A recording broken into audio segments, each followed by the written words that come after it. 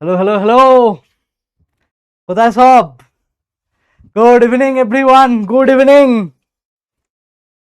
তাড়াতাড়ি আয়, সব ঝটাঝট জয়েন কর। দেখি কে কে আছিস, সবাই রেডি তো? আজকে এডুকেশনের ক্লাসের জন্য সবাই রেডি নাকি আগে দেখি। তো চল ঝটাঝট আয়, তাড়াতাড়ি রেডি হ। দেখি কে কে রয়েছিস, এখনো পর্যন্ত তোদের খবর পাচ্ছি না, দেখতে পাচ্ছি না। দেখি কে কে আছিস। এই তো সব হাজির হয়ে গেছিস। বৃষ্টি, দেবজিৎ, বাকিরা কে কে রয়েছিস দেখি। এখনো পর্যন্ত আপাতত তোদের দুজনকে দেখতে পেলাম,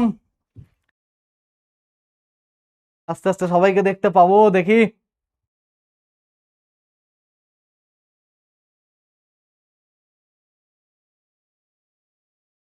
good evening, good evening. Krishnendu দেখতে পাচ্ছি, দেবরাজ, সৌমিত্র, বাকিরা তাড়াতাড়ি চলে আয়, অ্যাটেন্ডেন্সটা নিয়ে নি ঝাঁটাঝাট। চলে আয়। মিরাজ,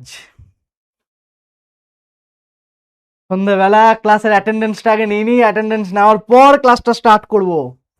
তো ফার্স্ট অ্যাটেন্ডেন্স, দেন ক্লাস স্টার্ট হবে। জয়েন কর সব, জাস্ট টাইম একদম পারফেক্ট টাইমিং। এই তো, হ্যাঁ স্যার রেডি আছি। চল, তোরা রেডি আছিস, আমিও রেডি আছি। আজকে ইম্পর্ট্যান্ট একটা টপিক নিয়ে চলে এসেছি। লেকচার 3, অর্থাৎ ফার্স্ট চ্যাপ্টারের যে 3 নম্বর টপিক, যে 3 নম্বর যে সাব টপিক, সেই সাব টপিকের উপরে আজকে ডিসকাশন হবে। প্রবলেম, শিক্ষা ক্ষেত্রে সমস্যা, শিক্ষা ক্ষেত্রে কি কি প্রবলেম, সেই প্রবলেমের উপর আজকে ডিসকাশন হবে। আর প্রবলেমকে নিয়ে শুধু ডিসকাশন করলে হয় না, প্রবলেম থেকে ডিসকাশন করে সেটাকে বেরোনোর যে রাস্তা, সেই বেরোনোর রাস্তাটাও বেশি ইম্পর্টেন্ট, সেটাকে নিয়েও ডিসকাশন করব। তার আগে বিশেষ কিছু আলোচনা যেটা তোদের সাথে আমাকে করতে হবে, সেটা হচ্ছে টেলিগ্রামেতে তোরা কি সবাই আছিস নাকি, সেটা একটুখানি জাস্ট একটা ফিডব্যাক দিয়ে জানা যে হ্যাঁ আমরা সবাই টেলিগ্রামে আছি। তাহলে আমিও টেলিগ্রামে জয়েন করে যাব। টেলিগ্রামে আমাকে তোরা পেয়ে যাবি, যাবতীয় তোদের সাথে আমি কমিউনিকেট করতে পারবো, অনেক ইজি হয়ে যাবে আমাদের জন্য পড়াশোনা করাটা। যখন যার মনে হবে আমার সাথে কমিউনিকেট করবি, আমার যদি মনে হয় তোদের সাথে কমিউনিকেট করার, আমি কমিউনিকেট করতে পারবো, একদম পারফেক্টলি সবকিছু হবে। আর একটা জিনিস আমাকে যেটা তোরা জানাবি, সেটা হচ্ছে গিয়ে ডিপিপি আর যে শর্ট নোট, ডিপিপি আর শর্ট নোট তোরা কি পাচ্ছিস না এখনো পর্যন্ত? একটাও কি পেয়েছিস না পাসনি? আজকে লেকচার 3 মানে সাব টপিক 3 যেটা, সেটাতে আমরা আছি। সাব টপিক 1 আর 2 যেটা রয়েছে, সাব টপিক 1 আর 2 এর ডিটিপি আর শর্ট নোট, সেটা কি তোরা পেয়েছিস না এখনো পর্যন্ত পাসনি? এটা আগে আমাকে জানা। চল কমেন্ট কর, আমি দেখি আগে, এটা আমাকে জানা যে সাব টপিকের যে 1 আর 2 এর শর্ট নোট আর ডিপিপি তোরা পেয়েছিস নাকি। কারণ যদি এখনো পর্যন্ত কেউ না পেয়ে থাকিস, সেই ব্যাপারে আমাকে কথা বলতে হবে, সেটা তোদের অ্যাপেতে আপলোড হয়ে যাবে। তো আগে আমাকে জানা যে হ্যাঁ আমি পেয়েছি কি পাইনি। তো চল দেখি, ঝটাঝট জানা।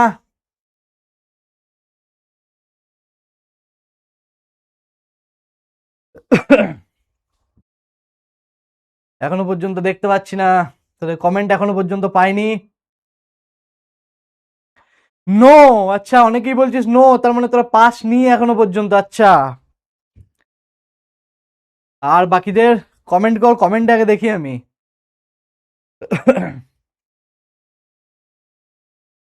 কমেন্ট কিন্তু এখনো পর্যন্ত তোদের দেখতে পাচ্ছি না, আমি জানি না নেটওয়ার্কের কিছু ইস্যু নাকি।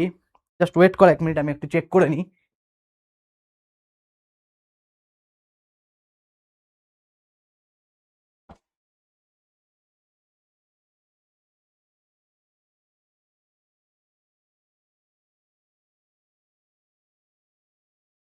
নো নো নো, সবাই বলছিস না। আচ্ছা বেশ, ঠিক আছে। তো এই ব্যাপারটা নিয়ে আমি কথা বলে নিচ্ছি খুব তাড়াতাড়ি। তোরা যার যার ডিপিপি শর্ট নোট সেগুলো পেয়ে যাবি, আপলোড হয়ে যাবে। এখনো পর্যন্ত হয়তো পাসনি। আর বাকি যে যে সাবজেক্ট আছে, বাকি সাবজেক্টের কি পেয়েছিস না পাসনি? মানে এডুকেশন ছাড়া আর যে সাবজেক্ট আছে, সেই সাবজেক্টের কি পেয়েছিস না, সেই সাবজেক্টেরও এখনো পরিস্থিতি একই? মানে এখানে বাকিরাও সবাই বাকি সাবজেক্টে যারা যারা ক্লাস করছিস, তারা আমাকে একটু ফিডব্যাকটা দে যে তারা কি পেয়েছিস না পাসনি। আচ্ছা, কেউ কেউ লিখছে ইয়েস, বেশিরভাগ জনাই লিখছে নো। তার মানে তোরা এখনো হয়তো পাস নি বাকি সাবজেক্টের। ঠিক আছে, মানে বাকি সাবজেক্টের এটা এখনো পর্যন্ত তোরা পাস নি। আচ্ছা, ওকে, তো চলো এই ব্যাপারগুলো নিয়ে কথাবার্তা বলবো আমরা, দেখছি আমি কতটা কি করা যায়। আশা করছি তোরা খুব তাড়াতাড়ি পেয়ে যাবি, এগুলো নিয়ে প্রবলেম কিছু হবে না। তো চলো নেক্সট আজকে আমরা টপিক স্টার্ট করি।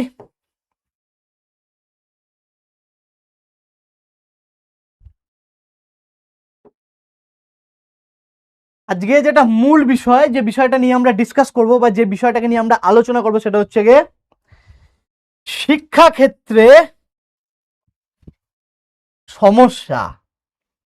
অর্থাৎ যে সমকালীন যে সমস্যা, অর্থাৎ বর্তমান যুগে শিক্ষাক্ষেত্রে বা আগের সময়তে শিক্ষাক্ষেত্রে যে যে সমস্যাগুলো অলরেডি হয়ে এসেছে, সেই প্রবলেমগুলোকে নিয়ে আমরা ডিসকাস করবো। এবং শুধু প্রবলেমই নয়, সেই প্রবলেমগুলোর এগেনস্টে কি কি সলিউশন, কি কি সমাধান, সেই সমাধানগুলোকে নিয়েও আমরা আজকে কমপ্লিটলি ডিসকাশন করব।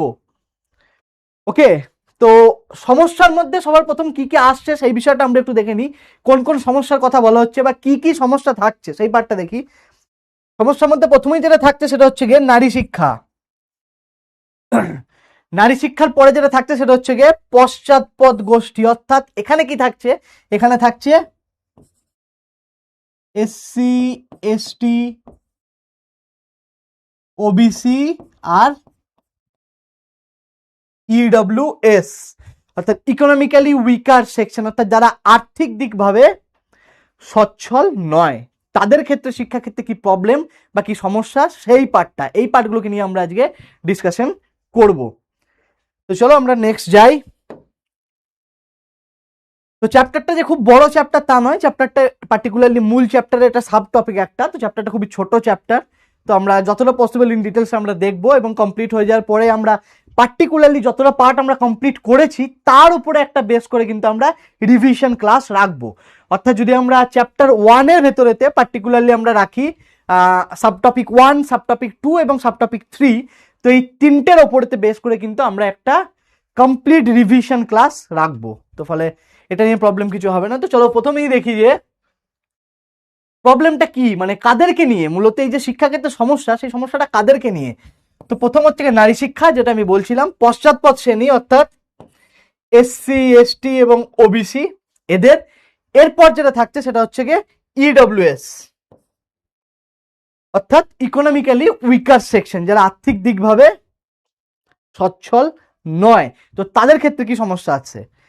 তো সবার প্রথমেই আমরা দেখবো নারী শিক্ষা। এগুলো জাস্ট আমি পয়েন্টগুলোকে করে রেখেছি, এর পরে পরে আমরা ইন ডিটেলসে যাব, একটা একটা টপিকের ইন ডিটেলসেতে যাব। যেমন নারী শিক্ষার ক্ষেত্রে কি কি সমস্যা আসছে, সেই নারী শিক্ষার যে সমস্যা সেটাকে সমাধান করবার কি উপায় রয়েছে, এবং সমাধান করা শুধুমাত্র আমাদের জন্যই নয়, সমাধান করার ক্ষেত্রে গভর্নমেন্টের দিক থেকে কি কি পদক্ষেপ নিয়ে রাখা হয়েছে, বা যে যে ধারাগুলো আমাদের রয়েছে সেই ধারাতে কি কি বলে রাখা হয়েছে, এই যাবতীয় যে পার্ট, এই যাবতীয় বিষয়গুলো নিয়ে কিন্তু আমরা আসবো। আজকে কমপ্লিট ডিসকাশনটা আমরা এই ব্যাপারগুলোকে নিয়েই করবো। আচ্ছা, আমি তোদের কমেন্ট কিন্তু এখনো পর্যন্ত কিছু দেখতে পাচ্ছি না, জানি না কি প্রবলেম হচ্ছে, কমেন্টগুলো কিন্তু কিছু শো করছে না। তো কি প্রবলেম হচ্ছে আমি বুঝতে পারছি না, কারণ তোদের ফিডব্যাকগুলো পেলে আমার ইজি হয়, আমি নাম ওয়াইজ তোদের দেখে দেখে বলতে পারি একের পর এক। কমেন্টগুলো দেখতে পাচ্ছি না এখনো পর্যন্ত। আচ্ছা, তো যে নারী শিক্ষা, নারী শিক্ষার ক্ষেত্রে যে যে মূল যে জায়গা সেটা হচ্ছে গিয়ে সামাজিক এবং কাঠামোগত। তো সবার প্রথমে আমরা চলে আসি সামাজিক বলতে কি এখানে বোঝানো হয়েছে। সামাজিক বলতে যেটা বোঝানো হয়েছে সেটা হচ্ছে গিয়ে সামাজিক সমস্যার কথা বলা হয়েছে। এখানে সামাজিক বলতে বোঝানো হয়েছে সামাজিক সমস্যা।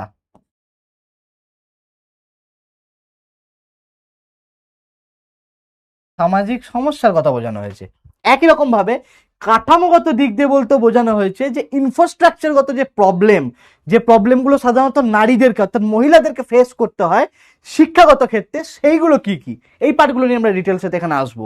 একই রকম ভাবে পশ্চাৎপদ শ্রেণী অর্থাৎ যারা এসসি, এসটি, ওবিসি, এদের যে প্রবলেম, এদের যে সামাজিক প্রবলেম, সেই ব্যাপারগুলো, যেমন এখানে সামাজিক বঞ্চনার শিকার হয়েছে, যে অর্থাৎ যেমন এভাবে বলা যেতে পারে যে যারা সাধারণত অন্যান্য কাস্ট বা কমিউনিটি, এরম ধরনের ব্যাপার যেগুলো শিক্ষাক্ষেত্রে, যেগুলো হওয়া কখনই উচিত নয়, কিন্তু শিক্ষাক্ষেত্রে সেই জিনিসগুলো হয়ে এসেছে।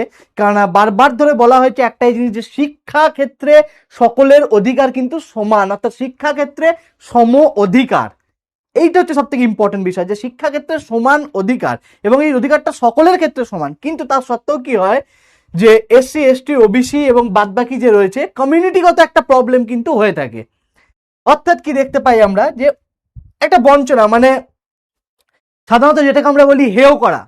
অর্থাৎ একজন রয়েছে এবং একজন এসসি এসটি ওবিসি রয়েছে, তো তাদেরকে বলা হলো, এই তুই তুই আমাদের সঙ্গে বসবি না, তুই সাইডে গিয়ে বস, তুই ওটা পারবি, তুই ওটা পারবি না, চলো ওটা আমি জানি। তো এরকম ধরনের যে ব্যাপারগুলো থাকে, মানে যে বঞ্চনা, তারা কিন্তু বরাবরই একটা বঞ্চনার শিকার হয়ে এসছে। এবং এই বঞ্চনার শিকারগুলো থেকে সমস্যা সমাধানের জন্য বিভিন্ন রকম যে কমিশন, সেই কমিশনে কিন্তু, হ্যাঁ চলো এবার আমি তোমাদের কমেন্টগুলো দেখতে পাচ্ছি, গুড, পারফেক্ট একদম। প্রিয়াঙ্কা কি লিখেছিস এত? স্যার স্যার স্যার স্যার বল। আছি, এখানেই আছি, দেখতে পাচ্ছি আমি। স্যার দেখতে পাচ্ছেন লিখতে? হ্যাঁ এই তো দেখতে পাচ্ছি। দিয়া দেখতে পাচ্ছি, পারফেক্ট। চলো এবারে দেখতে পাচ্ছি, একদম পারফেক্ট আছে। সামাজিক নিরাপত্তার অভাব, সৌমিত্র একদম নারী শিক্ষার ক্ষেত্রে এটা পার্টিকুলারলি সামাজিক নিরাপত্তার অভাব, যেটা এটা হচ্ছে নারী শিক্ষার ক্ষেত্রে একটা চরম গুরুত্বপূর্ণ পয়েন্ট। প্রিয়াঙ্কা হ্যাঁ দেখতে পাচ্ছি, একদম ক্লিয়ার, পারফেক্ট, সবাইকে দেখতে পাচ্ছি। সুবীর, দেবরাজ, এবার ঠিকঠাক হলো, এক্স্যাক্টলি এবার ঠিকঠাক হয়েছে। ফার্স্ট থেকে বলুন, একদম ফার্স্ট থেকেই বলছি, আমি জাস্ট স্টার্ট করেছি, এখনো পর্যন্ত কোনো টপিকে যাইনি আমি। Nasim hi, hello. তো যেটা ব্যাপার সেটা হচ্ছে গিয়ে যে প্রবলেম, এই প্রবলেমগুলোকে নিয়ে আজকে আমরা, তাও এখানে ঝড় উঠেছে। আচ্ছা ঝড় উঠুক, ঝড় উঠুক সুবীর।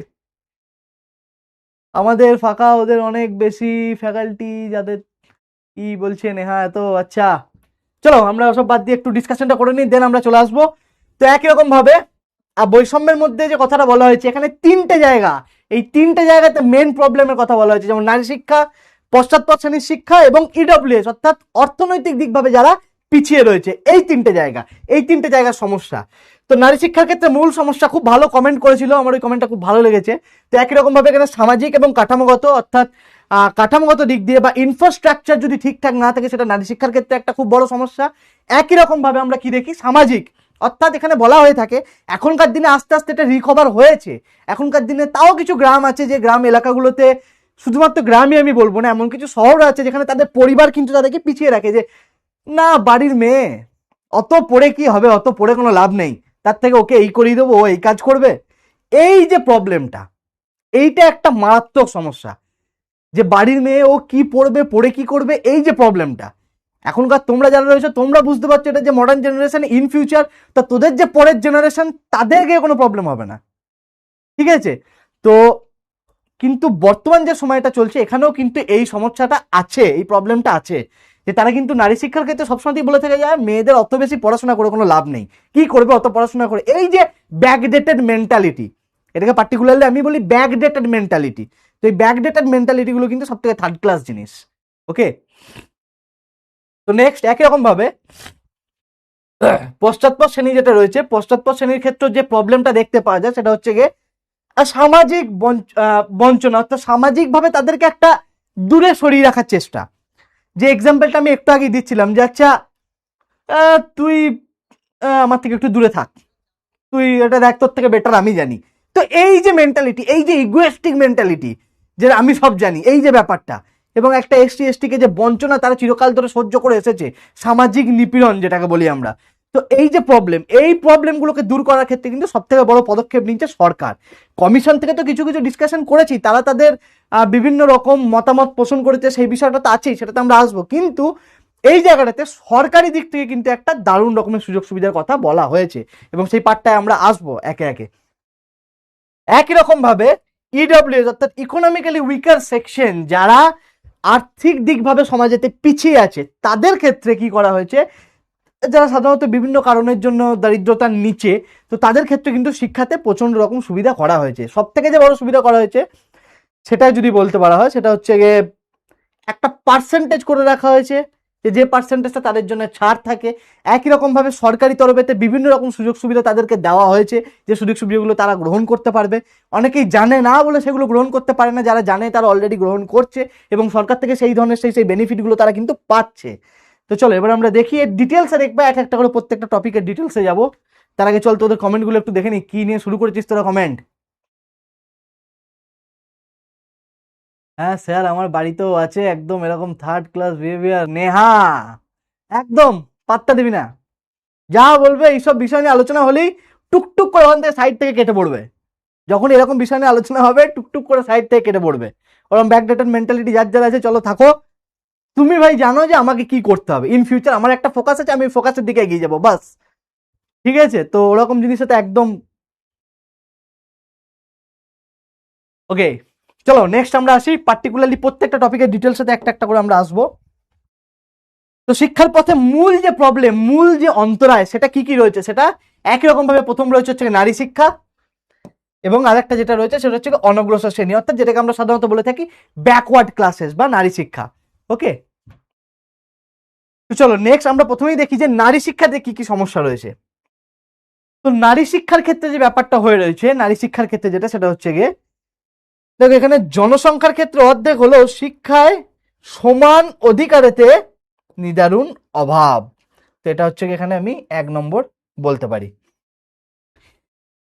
এখনো পর্যন্ত যে সেন্সাস যদি আমরা দেখতে চাওয়া যায়, তাহলে হয়তো এরকম ধরনের আসতে পারে যে নারীদের সংখ্যা কম ছিল, পুরুষদের সংখ্যা বেশি। তো এই যে ব্যাপারগুলো, কিন্তু বর্তমানে যে সেন্সাস যদি আমরা দেখি, তো সেখানেতে খুব বেশি হেরফের হবে না। সেই পার্টগুলো নিয়ে আমরা এর পরে পরে আসবো যে কি ডিফারেন্স। কিন্তু শিক্ষার ক্ষেত্রে একটা বিভৎস বড় হেরফের হয়ে রয়েছে, এখানে জনসংখ্যার থেকেও শিক্ষার ক্ষেত্রে একটা খুব বড় হেরফের হয়ে রয়েছে। ঠিক ওই জিনিসটাই এখানে বলে রাখা হয়েছে যে সম অধিকারটা কিন্তু কখনোই আসছে না।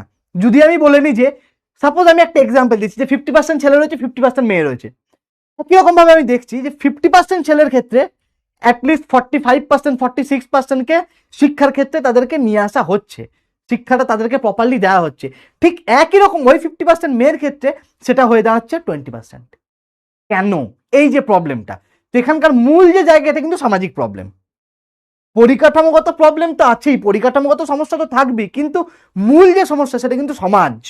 সমাজ তাদেরকে পিছিয়ে রেখে দিচ্ছে। এই যে সমাজের যে পিছিয়ে রেখে দেওয়ার টেন্ডেন্সি, একটা মেয়ে বাড়ি থেকে বাইরে পড়তে যাচ্ছে না, সন্ধ্যেবেলা হয়ে যাচ্ছে, ওকে আর পড়তে যেতে পাঠাস না, এই যে ব্যাপারটা, এই ধরনের চিন্তা ভাবনাগুলো, এই ব্যাকডেটের চিন্তা ভাবনা, এটার জন্যই কিন্তু প্রচন্ড রকম ভাবে পিছিয়ে রেখেছে। আচ্ছা, আগের দিনে ক্লাসের নোটগুলো সব কমপ্লিট করাই হয়নি, কেবলমাত্র প্রশ্নগুলো। আচ্ছা নেহা, ওকে সুবীর, আমি একদম থাকি সারাদিন। আচ্ছা কি লিখছিস তোরা এত কিছু? ওকে, একই রকম ভাবে এই একটা যে জিনিস রয়েছে যেটা অলরেডি হয়ে এসেছে এবং এখন যে বন্ধ হয়ে গেছে এটাও আমি বলবো না, এখনো পর্যন্ত আছে, যে সমাজ কিন্তু পিতৃতান্ত্রিক সমাজ বা পিতৃতান্ত্রিক সমাজের উপরেই মূলত জোরটা দেওয়া হয়। তো এই জিনিসটা গতানুগতিক একটা প্রসেস চলে আসছে, পরবর্তীকালে ভবিষ্যতে হয়তো এই জিনিস আর থাকবে না, সকলের সমান অধিকার প্রপারলি থাকবে, কিন্তু তার সত্ত্বেও এই যে একটা গতানুগতিক জিনিস বা পিতৃতান্ত্রিক সমাজ যেটাকে আমরা বলে থাকি, তো এই পিতৃতান্ত্রিক সমাজের জন্য কিন্তু এটা একটা বঞ্চনার শিকার মহিলাদেরকে হতে হয়। অর্থাৎ যে কন্ট্রোল করবো অ্যাজ এ পুরুষ, সে সবকিছু কন্ট্রোল করবে, এই যে ব্যাপারটা, তো এইটার কারণটাও কিন্তু একটা মূল কারণ, যে কারণের জন্য নারীদেরকে বঞ্চনার শিকার কিন্তু হতে হয়। তো যেহেতু পুরুষতান্ত্রিক সমাজ, পুরুষতান্ত্রিক সমাজেতে নারীদের অধিকারকে খর্ব করে দেওয়ার যে চেষ্টা একটা করা হয়, তো এটাও কিন্তু সাধারণত হয়ে থাকে। চলো নেক্সট আমরা দেখি ক্ষমতায়ন এবং আত্মনির্ভরতা। অর্থাৎ নারী শিক্ষার ক্ষেত্রে, নারীদের ক্ষেত্রে যে মূল লক্ষ্যটা এই মুহূর্তে হওয়া উচিত সেটা হচ্ছে গিয়ে তাদেরকে আত্মকেন্দ্রিক হতে হবে, তাকে তাদের নিজের ভালোটা বুঝতে হবে। এটা হচ্ছে সব থেকে বড় ব্যাপার। তাদের আত্মকেন্দ্রিক হয়ে তাদেরকে তাদের এডুকেশনটাকে কন্টিনিউ চালিয়ে যেতে হবে। তো এই আত্মকেন্দ্রিক হয়ে তাদের এডুকেশনটাকে চালিয়ে যাওয়া, এটাই কিন্তু মূল জায়গা। তবে একমাত্র এই যে ধরনের প্রসেসগুলো রয়েছে, যেগুলো প্রবলেম, এই প্রবলেমগুলো থেকে রিকভার করা সম্ভব। একই রকম ভাবে আমরা কি দেখবো, অনগ্রসর শ্রেণী বা যে ব্যাকওয়ার্ড ক্লাসেস রয়েছে তাদের ক্ষেত্রে যে সমস্যা, তাদের ক্ষেত্রে যে মূল প্রবলেম, সেই প্রবলেমগুলো কি কি? তো সবার প্রথমেই যে প্রবলেম, এটা কিন্তু খুব গুরুত্বপূর্ণ একটা প্রবলেম, সেটা হচ্ছে গিয়ে ভৌগোলিক। ভৌগোলিক প্রবলেম বলতে এখানে কি বোঝানো হচ্ছে, ধরো আমি একটা এক্সাম্পল দিই যে একজনের বাড়ি এমন একটা রুরাল এলাকাতে যার আশেপাশে কোনো স্কুলই নেই, সে সেই এলাকা থেকে যদি তাকে স্কুলে একটা আসতে হয়, তো সেটা একটা এত লং ডিস্টেন্স কভার করতে হবে যে সেই ডিস্টেন্স কভার করে এসে তার পক্ষে আর পড়াশোনা করাটা কিন্তু সম্ভব হবে না। তো এটাকেই বলা হচ্ছে ভৌগোলিক দিক থেকে সমস্যা। তো এই ভৌগোলিক দিক থেকে সমস্যা কিন্তু এটাই মূল কারণ। আচ্ছা, পিতৃতান্ত্রিক আর পুরুষতান্ত্রিক মানে কি একই? হ্যাঁ, এটা বলতে পারি আমরা যে পিতৃতান্ত্রিক মানে হচ্ছে সাধারণত পুরুষতান্ত্রিক সমাজকেই বোঝানো হয়েছে।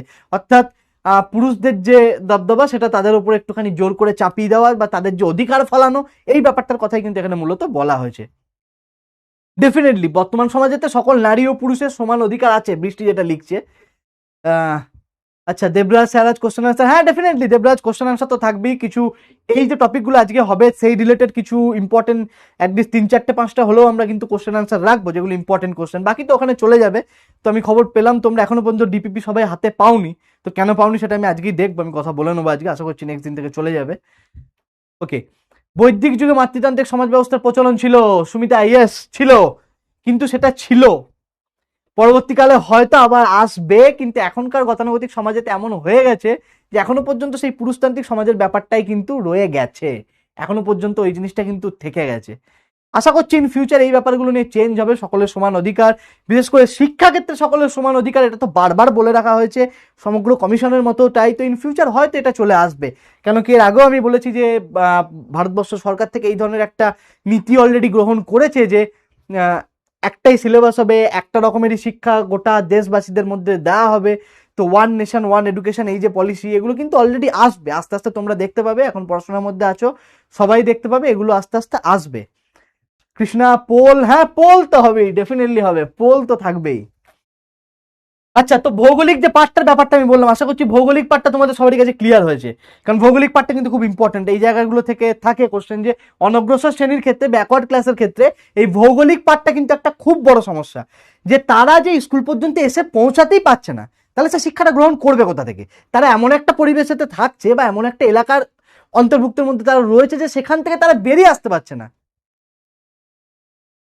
আচ্ছা অর্ণব, এই চ্যাপ্টারটা কোন এটা হচ্ছে চ্যাপ্টার নাম্বার 3, একদম চ্যাপ্টার নাম্বার 3, অর্থাৎ চ্যাপ্টার নাম্বার যে 1 যেটা রয়েছে তার যে সাব টপিক গুলো 1টা 2টো 3টে করে রয়েছে সেটাই, মানে আলটিমেটলি তোমরা যদি বইয়ের সিলেবাস মেলাতে যাও তাহলে এইটুকু জেনে রাখো যে এটা হচ্ছে চ্যাপ্টার নাম্বার 3, 3 নম্বর চ্যাপ্টার। ওকে, চলো, ভৌগোলিক ছাড়াও সামাজিক এবং আর্থিকভাবে পিছিয়ে পড়া, সামাজিক এবং আর্থিকভাবে তো থাকবেই, কেন কি যার এলাকাটা এরকম যে সামাজিকভাবে তো পিছিয়ে রয়েছে, সে তো আর্থিকভাবেও পিছিয়ে থাকবে, কেন কি সে যে উপার্জন করবে, তার উপার্জন করবার যে জায়গা, সেই জায়গাটাই তো থাকছে না, তাহলে সে উপার্জন করবে কোথা থেকে? যেটা হচ্ছে সব থেকে বড় একটা প্রবলেম, বিশেষ করে পার্টিকুলারলি ব্যাকওয়ার্ড ক্লাস যাদেরকে আমরা বলি, অর্থাৎ এসসি এসটি এবং ওবিসির ক্ষেত্রে। চলো নেক্সট, অন্তর্ভুক্তিমূলক গোষ্ঠীর মধ্যে রেখে, অর্থাৎ তপশিলি জাতি মানে এসসি, এসসি বলতে যেটাকে বোঝানো হয় সেটা হচ্ছে শিডিউল কাস্ট, এই কাস্ট যেটা এটাই পার্টিকুলারলি তফসিলি জাতি। তো এই এসসি যেটা রয়েছে অর্থাৎ কাস্ট, আর একটা যেটা রয়েছে সেটা হচ্ছে কি টি অর্থাৎ ট্রাইব। এই কাস্ট আর ট্রাইব, কাস্ট যেটা এইটা হচ্ছে গিয়ে তফসিলি জাতি,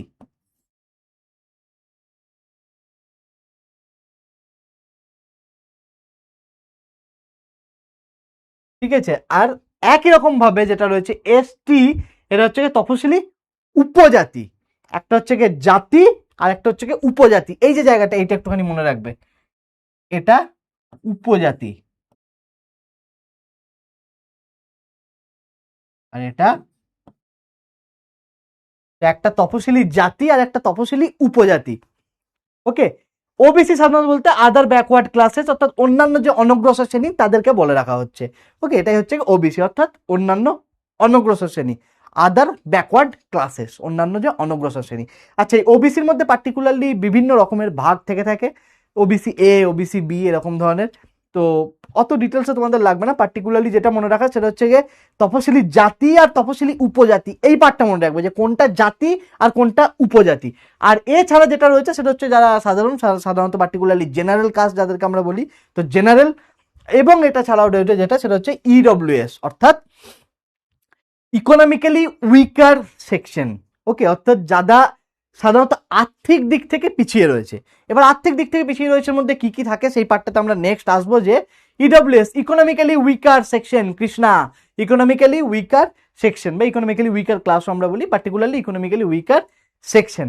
আর এসসি আর এসটি এই দুটো কিন্তু কখনোই এক নয়, এটা যেন মাথায় থাকে, একটা তপশিলি জাতি আর একটা হচ্ছে তপশিলি উপজাতি, দুটো কিন্তু সম্পূর্ণভাবে আলাদা। তো নেক্সট আমরা চলে এসেছি যেটা এদের লক্ষ্য হওয়া উচিত হচ্ছে সামাজিক ন্যায় বিচার এবং অন্তর্ভুক্তিমূলক শিক্ষা।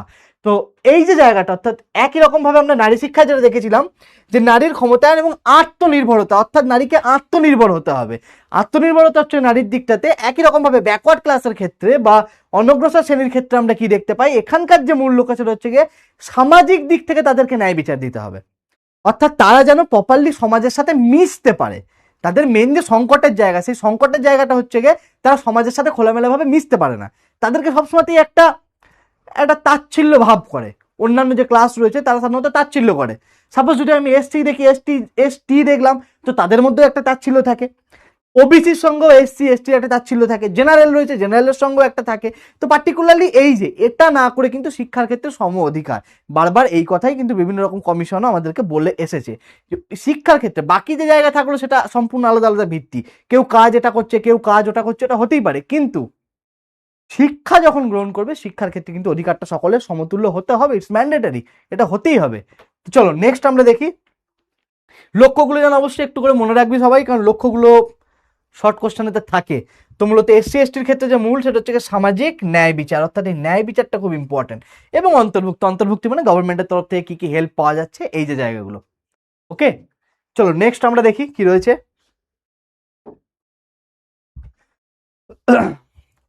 এবারে যে নারী শিক্ষা, নারী শিক্ষাতে আমরা পার্টিকুলারলি চলে আসি। কেন কি আমরা দেখলাম এর আগের স্লাইডটাতেই জাস্ট আমরা কি দেখলাম যে এই যে জায়গাগুলো নারী শিক্ষা এবং অনগ্রসর শ্রেণী, এই দুটোই তো আমাদের আলটিমেটলি আজকে ডিসকাশনের বিষয়। তো তার মধ্যে এবার আমরা নারী শিক্ষাতে মূল ফোকাসটা করি। এবার দেখো নারী শিক্ষার মধ্যে যেটা রয়েছে, নারী শিক্ষার ক্ষেত্রে প্রথমেই ফার্স্ট যেটা রয়েছে সামাজিক সামাজিক দিক। একটু আগেই আমি যে কথাটা বলছিলাম, এটাকে যদি আমি 1 নম্বর পয়েন্ট করি, তো সামাজিক দিক প্রথমেই রক্ষণশীল মানবিকতা এবং বাড়তি বোঝা মনে করা। এটা শুনতে খুব খারাপ লাগছে, শুনতে খুব খারাপ লাগলেও এই জিনিসগুলো এখনো পর্যন্ত কিন্তু সমাজেতে চলে আসছে। যেমন আমি একটা এক্সাম্পল দিই, ওয়েস্ট বেঙ্গলে তো সাধারণত এই জিনিসগুলো অতটা দেখতে পাওয়া যায় না, তুলনামূলকভাবে কম। সাধারণত উত্তরপ্রদেশের সাইডেতে যদি আমরা দেখতে চাই বা বিহারের সাইডেতে, এরকম বিভিন্ন বেশ কিছু জায়গা আছে যেখানেতে এখনো পর্যন্ত মহিলা সন্তানের জন্ম হলে তাকে ঠিক চোখে দেখা হয় না। একটা মহিলা সন্তান সে জন্মগ্রহণ করলো, তাকে কিন্তু ঠিক চোখে দেখা হয় না। তো তাকে সবসময়তেই মনে হয় যে এটা বাড়তি বোঝা, এ তো আমার পরিবারের হয়ে নিজে কিছুই কাজ করবে না গো, একে এমনই একটা বাড়তি বোঝা চলে এলো। তো এই যে একটা কি বলবো এটাকে, মানে থার্ড ক্লাস মেন্টালিটি, যে বিলো ধাপের যে মেন্টালিটি, এই মেন্টালিটিগুলো কিন্তু প্রচন্ড সমস্যার বিষয়। এই থার্ড ক্লাস মেন্টালিটি বা যে বিলো ধাপের মেন্টালিটি, এগুলো কিন্তু এখনো পর্যন্ত আছে। এই মেন্টালিটি এখনো পর্যন্ত আছে এবং এই মেন্টালিটির অনেক লোকও কিন্তু আছে যারা এই একই আমাদের সঙ্গেই রয়েছে, একই সমাজে রয়েছে এবং এরকম নোংরা মেন্টালিটি নিয়ে যারা বসবাস করে। তো প্রথমটাই হচ্ছে কি তাদেরকে বাড়তি বোঝা মনে করা। শুনতে খুব খারাপ লাগলো, এই জিনিসগুলো এখনো পর্যন্ত কিন্তু এখনো সমাজেতে, আমাদের সমাজেতে রয়েছে। তো যতক্ষণ না পার্টিকুলারলি সবাই লিটারেট হবে ততদিন পর্যন্ত সমাজেতে এই পরিবর্তনগুলো কিন্তু আসবে না। ঠিক আছে, তো সমাজে এই পরিবর্তনগুলো আসতে গেলে সব মানুষকে একসাথে সবাইকে শিক্ষার আওতায় আনাটা খুব দরকার। সকল মানুষকে লিটারেটি হতেই হবে, তাদেরকে লিটারেসি রেটটাকে ইনক্রিজ করতে হবে। সবাই যদি লিটারেট মনে হয়, সবাই যদি ইনলিটারেট হয়ে যায়, ইনলিটারেট হয়ে গেলে কিন্তু এই ধরনের প্রবলেমগুলো থাকবে। তো এগুলো শুনতে খারাপ লাগলেও খুব এই জিনিসগুলো এখনো পর্যন্ত হয়। নেক্সট আরেকটা যেটা সব থেকে বড় সমস্যা, এ তো মানে সব জায়গাতেই আছে এই সমস্যা, শুধুমাত্র আমি কোনো স্টেট বা কোনো পার্টিকুলার জায়গা সেখানে বলবো না, বাল্য বিবাহ সব থেকে বড় একটা প্রবলেম। অ্যাটলিস্ট যেটা আমাদের বলা হয়ে আছে যে 18 বছর বয়স না হলে সে বিয়ের যোগ্য হয় না। 18 বছর বয়স অ্যাটলিস্ট তার হওয়া দরকার, কিন্তু তার সত্ত্বেও এখনো পর্যন্ত এমন আছে, এমন কিছু জায়গা আছে যেখানে 12-14 বছরের মেয়েরাও কিন্তু তাদেরকে জোর করে হোক, জোরপূর্বক হোক বা স্বেচ্ছায় হোক, তারা কিন্তু বিয়েতে করছে বা তাদেরকে জোরপূর্বক বিয়ে দিয়ে দেওয়া হচ্ছে। হ্যাঁ, প্রিয়াঙ্কা যে কমেন্টে লিখছে দের দাম কম, এই কথাগুলো শুনতে খারাপ লাগলো। এগুলো ভেবে তো আমাদের এগিয়ে গেলে চলবে না। আমাদের যেটা ভাবতে হবে যে এই নিচ যে মেন্টালিটি, এই মেন্টালিটি থেকে আমাদেরকে কি করে বার করব, যে যারা এই নিচ মেন্টালিটি রয়েছে তাদের থেকে আমরা কি করে বার করবো। এই উপায় একটাই, এর উপায় হচ্ছে কি ইকুয়ালি সবাইকে লিটারেট বানানো। যদি আমি ইকুয়ালি সবাইকে লিটারেট বানাতে পারি, দেন একমাত্র এই প্রবলেমগুলো সলিউশন হবে। এই যে 18 বছর যে বয়সটা পার্টিকুলারলি দিয়ে দেওয়া আছে, এই অ্যাটলিস্ট 18+ হতে হবে, 18 বছর বয়স যদি না হয় তার বিবাহযোগ্য হবে না। তো এই যে জিনিসটা যারা জোরপূর্বক বিয়ে দেওয়া হচ্ছে, তো সেখানে তাদেরকে বাধা দিতে হবে। যে না, যে 18 বছর বয়স না হওয়া পর্যন্ত 14 বছর কিংবা 13 বছরের যে মেয়েদেরকে বাল্যবিবাহ দেওয়া হচ্ছে, এই জিনিসগুলো এখনো পর্যন্ত অনেক গ্রাম সাইডেতে আছে। এবং অনেক জায়গাতে কি হয়, সেখানে কিন্তু পুলিশ বা প্রশাসনের তরফ থেকেও পার্টিকুলারলি অ্যাকশন কিন্তু নেওয়া হচ্ছে। যে নেওয়া হচ্ছে না এটা কখনোই নয়, খুব সুন্দরভাবে অ্যাকশন নেওয়া হচ্ছে এটাতে। মানে বাল্যবিবাহের ক্ষেত্রে যদি কমপ্লেন করা হয় তার এগেনস্টেতে, কিন্তু পুলিশ বা প্রশাসনের তরফ থেকে কিন্তু খুব সঠিকভাবে এখানেতে কিন্তু অ্যাকশন নেওয়া হয় এই জায়গাটাতে, পার্টিকুলারলি বাল্যবিবাহের ক্ষেত্রে। তো দেখো, এই পয়েন্টগুলো তোমরা মনে রাখবে যে মূল যে প্রতিবন্ধকতা রয়েছে, মূল যে প্রতিবন্ধকতা, সেই প্রতিবন্ধকতাগুলো কি কি নারী শিক্ষার ক্ষেত্রে। প্রথমেই যেটা, সেটা হচ্ছে গিয়ে সামাজিক ও সংস্কৃতিমূলক, সামাজিক ও সংস্কৃতিমূলক যে প্রবলেম। একই রকম ভাবে নেক্সট চলে আসো অর্থনৈতিক। অর্থাৎ এরকম একটা জিনিস হয়েই থাকে যে ইকোনমিক্যালি উইকার যারা রয়েছে, যারা আর্থিক দিক থেকে ভাবে একটুখানি পিছিয়ে রাখা রয়েছে, তারা সাধারণত কি করে, আমি একটা ফ্র্যাঙ্ক এক্সাম্পল দিচ্ছি, যে বাড়িতে একটা ছেলে রয়েছে এবং বাড়িতে একটা মেয়ে রয়েছে। তো যারা ইকোনমিক্যালি একটু পিছিয়ে, তারা সবসময় কি ভেবে থাকে, চলো এবার ওই ছেলেটাকেই পড়া, মেয়েটাকে আর পড়িয়ে কোনো লাভ নেই। হয়তো এরকম জিনিস তোরা শুনেও থাকবি, হয়তো এরকম জিনিস তোরা শুনেও থাকবি, এরকম জিনিস হয়। হ্যাঁ, কন্যাশ্রী প্রকল্প করেছে, একদম ঠিক। 14 বছর মেয়েদের করার জন্য, হ্যাঁ ঠিক কথা, পারফেক্ট এগুলো। এবং এই প্রকল্প তো অলরেডি হয়েছে, আমাদের সরকার থেকে এরকম ধরনের প্রকল্পের কথা অলরেডি বলেওছে। কন্যাশ্রী প্রকল্প তো খুবই পপুলার একটা প্রকল্প। তো একই রকম ভাবে অর্থনৈতিক দিক থেকে সেটা মনে রাখিস, যে এক্সাম্পলটা আমি দিলাম এটা কিন্তু একটা খুব দামি এক্সাম্পল। যে যদি একই বাড়িতে একটা ছেলে এবং একটা মেয়ে থাকে, তো সবসময় তারা কি মনে করে, যারা একটু আর্থিক দিকভাবে পিছিয়ে আছে তারা কি ভাববে, চলো ওই ছেলেটাকে পড়াশোনা করা, ছেলেটা পরবর্তীকালে একটা কাজ ফাজ করে তো জায়গার হালটা ধরবে। তারা কখনোই এই জিনিসটা ভাবে না যে মেয়েটাকে পড়াশোনা করা, মেয়েটা ছেলেটার থেকে বেটার পড়াশোনা করবে এবং বেটার জায়গায় যাবে, সে পরিবারটাকে আরো ভালোভাবে এগিয়ে নিয়ে যাবে। এই যে mentality, again same things, the same problem. এই যে জায়গাটা, এই যে প্রবলেম, এটা কিন্তু খুব বড় একটা সমস্যা। ওকে, তো এই ধরনের প্রবলেম কিন্তু হয়ে থাকে সাধারণত, যে যারা প্রায়োরিটিটা সাধারণত মেয়ের থেকে ছেলেকে বেশি দেয় এবং তাকেই পড়াশোনা করায়। তো এটা কিন্তু একটা সামাজিক দিক থেকে সব থেকে বড় সমস্যা, সব থেকে বড় একটা প্রবলেম। তো এই প্রবলেমটা কিন্তু থাকে। ওকে, নেক্সট ইকোনমিক্যালি ছাড়া আরেকটা যেটা রয়েছে, পার্টিকুলারলি আমি তো মনে করি এটা সব থেকে বড় সমস্যার মধ্যে একরকম সমস্যা, সেটা হচ্ছে গিয়ে নিরাপত্তা বা পরিকাঠামোগত প্রবলেম। অর্থাৎ মহিলাদের ক্ষেত্রে কি হয়ে থাকে সাধারণত, যে বিদ্যালয়েতে একা একা যাবে, একটা মেয়েকে একা একা বিদ্যালয়ে পাঠানো, সেটাও বর্তমান যুগেতে এসে সিকিউর সবাই মনে করে না এটাকে। কেন কি, বর্তমান যে পরিস্থিতি, সেই বর্তমানের পরিস্থিতির উপরে ভিত্তি করে অনেকেই মনে করে যে না, ওকে একা একা পাঠানো বা একটা মেয়েকে একা একা পাঠানো সেটা ভালো নয়। তো এরকম ধরনের যে প্রবলেম, আচ্ছা এখন অনেক ফ্যামিলিতে ছেলেদের পড়াশোনা করা, হ্যাঁ এরকম ধরনের ফ্যাক্টর থেকে থাকে, এই কথাই আমি জাস্ট আগে বললাম। তো যাতায়াত বা নিরাপত্তা, সেফটি, এটা একটা। এছাড়া হচ্ছে গিয়ে প্রপার ইনফ্রাস্ট্রাকচার।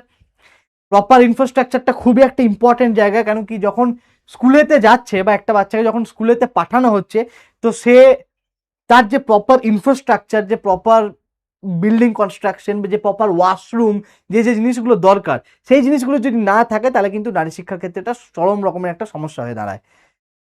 তো পরিকাঠামোগত সমস্যা এবং একা তাদেরকে পাঠানোর সমস্যা, এই যে প্রবলেম, এই প্রবলেমগুলোর দিক কিন্তু বরাবর থেকেই থাকে। অর্থনৈতিক দিক থেকে ভালো, সানিয়া যেটা লিখছে, অর্থনৈতিক দিক থেকে ভালো এবং মেয়েকে পড়ায় না, হ্যাঁ এই প্রবলেম রয়েছে, এক্স্যাক্টলি এরকম প্রবলেম রয়েছে। অর্থনৈতিক দিক থেকে ভালো, আচ্ছা অর্থনৈতিক দিক থেকে ভালো থাকলেও এরকম সমস্যা রয়েছে। সামাজিক নিরাপত্তার অভাবও আছে, এক্স্যাক্টলি সামাজিক নিরাপত্তার তো অভাব রয়েছেই বর্তমান যা পরিস্থিতি, যাতে করে সামাজিক নিরাপত্তার সমস্যা রয়েছে। এবং মূল যেটা সেটা হচ্ছে পরিকাঠামোগত, পরিকাঠামোগত প্রবলেম কিন্তু রয়েছে। অর্থাৎ যে কথাটা আমি বললাম, যে একটা স্কুল রয়েছে, সেই স্কুলেতে প্রপার ইনফ্রাস্ট্রাকচার নেই কো, প্রপার ওয়াশরুম নেই কো, তাহলে একজন মহিলা হিসাবে সেই জায়গাটাতে গিয়ে থাকা কিন্তু খুবই সমস্যার একটা বিষয়। তো এটা কখনোই পসিবল হয়ে ওঠে না। তো এগুলো কিন্তু খুব বড় একটা সমস্যা। তো নারী শিক্ষার ক্ষেত্রে মূল যে যে প্রবলেমগুলো রয়েছে, চলো আমি একবার ঝটঝট করে এটাকে রিভিশন করে নিই, যে কোন কোন পার্টগুলো আমরা দেখলাম। তো প্রথমেই যে পার্টটা রয়েছে নারী শিক্ষার ক্ষেত্রে প্রতিবন্ধকতার মধ্যে, সেটা হচ্ছে সামাজিক এবং অর্থনৈতিক, অর্থাৎ সোশ্যাল এবং কালচারাল, সোশ্যাল ও কালচারাল যে প্রবলেম। সোশ্যাল ও কালচারাল প্রবলেমের মধ্যে কি রয়েছে, মেয়েদেরকে বাড়তি বোঝা মনে করা। নেক্সট যেটা রয়েছে সেটা হচ্ছে বাল্যবিবাহ, বাল্যবিবাহ এবং বাড়তি বোঝা মনে করা, এই দুটো হচ্ছে অন্যতম গুরুত্বপূর্ণ সমস্যা।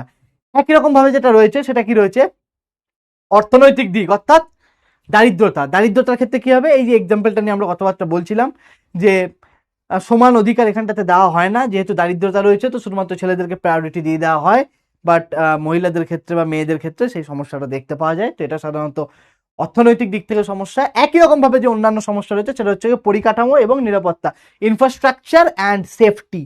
তো ইনফ্রাস্ট্রাকচারের মধ্যে অলরেডি আমি বললাম যে স্কুলে যদি পরিকাঠামো প্রপার না থাকে, প্রপার বিল্ডিং কনস্ট্রাকশন না থাকে, প্রপার ওয়াশরুম না থাকে মেয়েদের জন্য, দেন সেখানেতে যাওয়া বা সেই পরিকাঠামোগত দিক থেকে সেখানে শিক্ষা গ্রহণ করা কিন্তু প্রচণ্ড সমস্যার হয়ে দাঁড়ায়। একই রকমভাবে আমরা যেটা বললাম সেটা হচ্ছে গিয়ে সেফটি। তো উইমেন সেফটি, যেটা মহিলাদের যে নিরাপত্তা দেওয়ার ব্যাপার, সেই নিরাপত্তা দেওয়ার ব্যাপারটাও কিন্তু এখানে খুব গুরুত্বপূর্ণ এবং সেটাও একটা সমস্যা হয়ে দাঁড়ায় শিক্ষার ক্ষেত্রে, পার্টিকুলারলি নারী শিক্ষার ক্ষেত্রে। এক্স্যাক্টলি, এটা অনেক সমস্যা হয়ে দাঁড়াচ্ছে। ওকে, তো চলো নেক্সট আমরা দেখি।